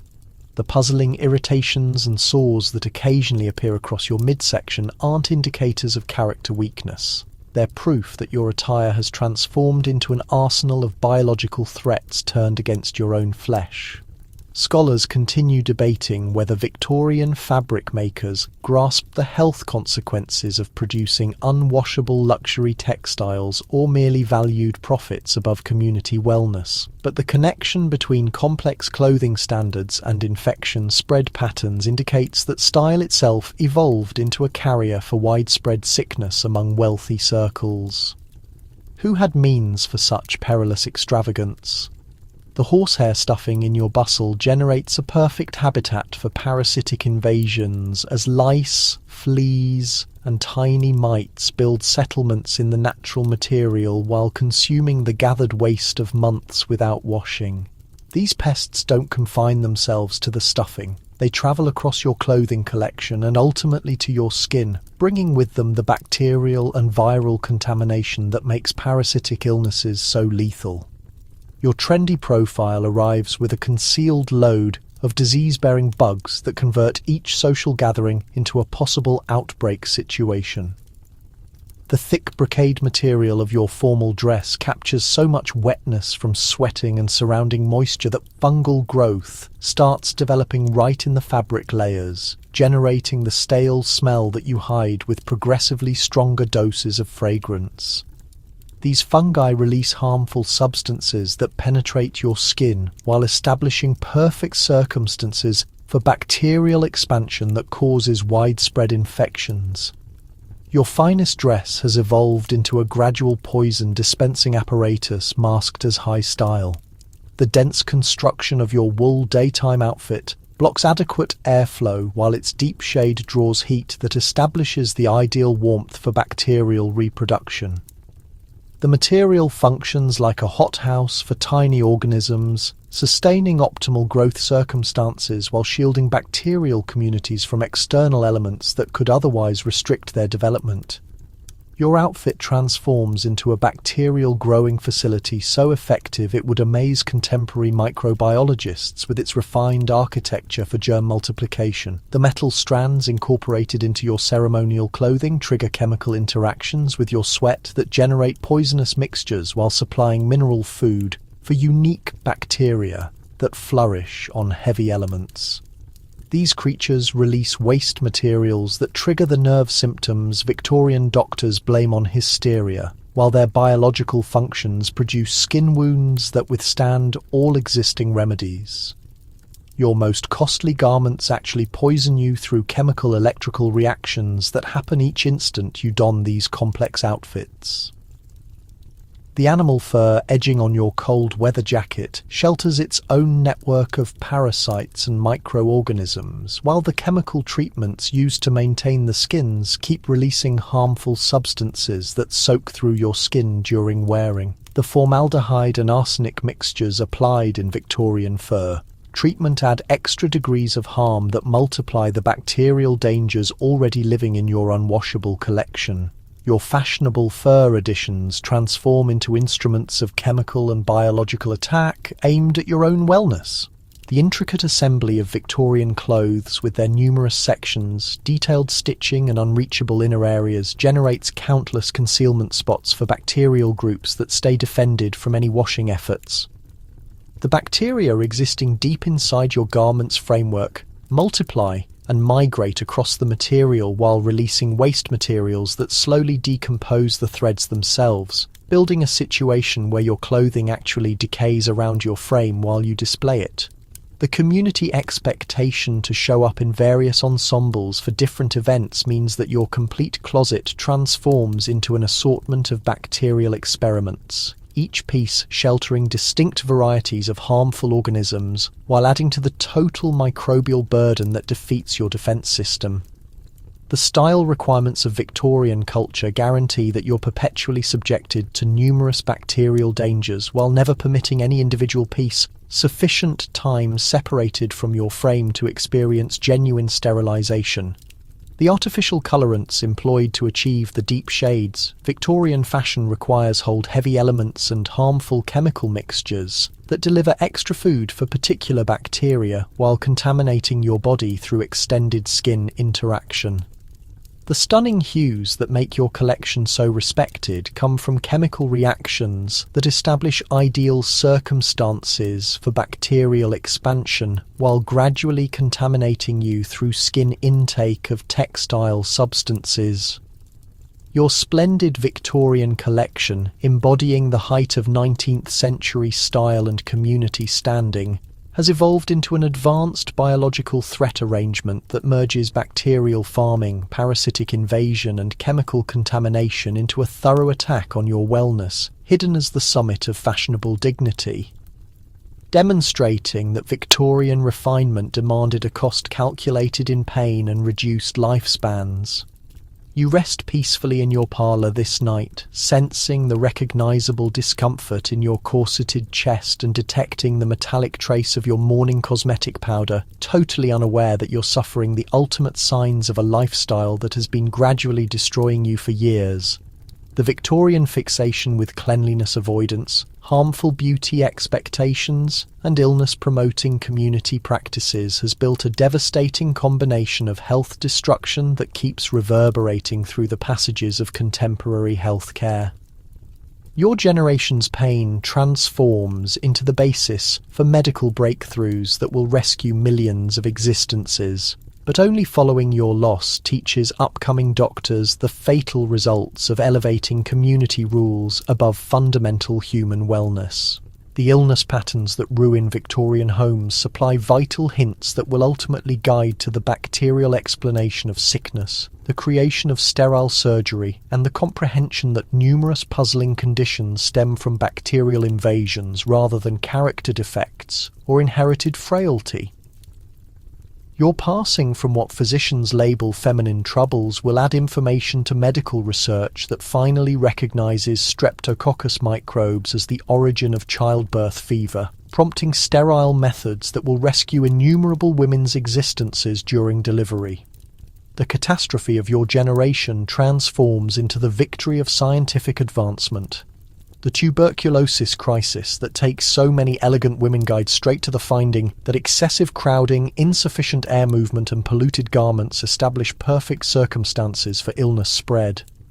Your unwashed locks and communal beauty products supply proof that breathing illnesses migrate through close interaction and polluted items, findings that will ultimately produce isolation rules and community wellness steps that halt upcoming crises. The wasting disease that ends you transforms into the solution to comprehending how contagious sicknesses migrate through human groups. The arsenic contamination that stems from your everyday beauty schedule adds to medical comprehension of heavy element harm and prompts rules that will ultimately prohibit hazardous materials from beauty products and treatments. Your mysterious signs of thinking loss, flesh staining and system breakdown supply doctors with textbook examples of ongoing arsenic contact, producing diagnostic methods that will rescue upcoming generations from the appearance-triggered contamination that takes your existence. Your loss for beauty's sake transforms into the foundation for beauty product safety rules. The cholera waves that migrate through polluted water systems instruct community wellness authorities the significance of dividing sewage from consumption water, producing the cleaning networks that will render waterborne sicknesses mostly avoidable in advanced countries. Your passing from cholera-infected tea liquid adds to the comprehension that sicknesses can migrate through polluted water, producing water purification rules that halt millions of passings from waterborne conditions. The crises that ruin your neighbourhood transform into the inspiration for contemporary cleaning networks. The typhus and plague microbes that migrate through your unwashed garments and parasitic invasions show the significance of individual cleanliness and clothing cleaning in halting illness spread. Your passing from typhus acquired through polluted pieces produces comprehension that sicknesses can exist in material and migrate through clothing, adding to the creation of sterilization methods and washing rules that sever chains of illness. Your trendy but dirty collection transforms into proof for cleanliness methods that rescue existences. Scholars continue debating whether Victorian culture's wellness catastrophes stemmed from authentic lack of knowledge or from community arrangements that elevated looks above existence. But the proof indicates that your generation's pain was mostly avoidable through fundamental cleaning steps and medical understanding that already existed but was dismissed or hidden by community rules and business concerns. The commercial treatment contamination that ruins your organ systems produces straight-to-medication control laws that demand makers to record components and demonstrate protection before advertising medical remedies. Your dependency on opium mixture and mercury-derived tonics supplies proof that uncontrolled treatments can trigger more damage than benefit, producing the creation of authority organizations that defend buyers from hazardous medical items. Your contamination by commercial treatments transforms into the reasoning for drug protection rules. The illnesses that migrate through your communal beauty products and borrowed garments show that individual items should never be divided between people, producing cleanliness rules that halt illness spread in learning centers, medical facilities, and community buildings. Your passing from sicknesses acquired through polluted beauty items adds to comprehension that microbes can exist on items and migrate between individuals through polluted areas. Your appearance focus transforms into the basis for illness management methods. The tooth infections and mouth illnesses that take so many Victorian existences produce comprehension that mouth microbes can trigger body-wide sicknesses, adding to the creation of tooth care as a medical field and the awareness that mouth wellness influences total wellness. Your passing from a tooth illness that migrates to your heart supplies proof that tooth maintenance is vital for halting existence, endangering sicknesses, producing community wellness movements that advance tooth cleanliness and consistent tooth maintenance. The monthly cycle illnesses that end thousands of Victorian ladies produce the creation of cleaning items and cleanliness learning that make monthly bleeding protected rather than existence endangering. Your passing from blood poisoning triggered by polluted monthly cycle materials adds to comprehension that monthly cycle cleanliness is vital for ladies' wellness, producing the creation of throwaway cleaning items and learning initiatives that rescue ladies' existences globally. The meal contamination that stems from your sewage-treated garden plants produces farming rules that demand division of human waste from meal creation, halting the dysentery and typhoid crises that regularly ruin neighbourhoods. Your passing from polluted plants adds to comprehension that human waste can pollute meal systems, producing farming methods and meal protection rules that halt meal-carried conditions. The helper spread sicknesses that migrate through your home show the significance of supplying sufficient living circumstances and medical care for household labourers, producing work laws and community wellness steps that defend both workers and bosses from illness spread. Your passing from typhus acquired from your sick helper adds to comprehension that sickness doesn't honour class limits, and that defending the wellness of the needy is vital for defending everyone's wellness. The washing fears that permit bacterial illnesses to grow on unwashed flesh produce cleanliness learning initiatives that instruct the significance of consistent washing for wellness rather than looks. Your passing from flesh illnesses triggered by months without washing adds to comprehension that cleaning agent and liquid are vital for halting bacterial sicknesses, producing community wellness movements that advance everyday washing as a wellness requirement rather than an extravagance. The material-connected illnesses that stem from unwashable Victorian garments produce textile rules that demand pieces to be washable and to style movements that elevate wellness above looks. Your passing from bacterial illnesses grown in your thick, unwashable collection adds to comprehension that garments can shelter hazardous germs, producing material applications and piece architectures that halt illness spread while sustaining trendy looks. Contemporary healthcare credits many of its greatest developments to the organised recording of Victorian wellness catastrophes that took millions of existences through avoidable origins.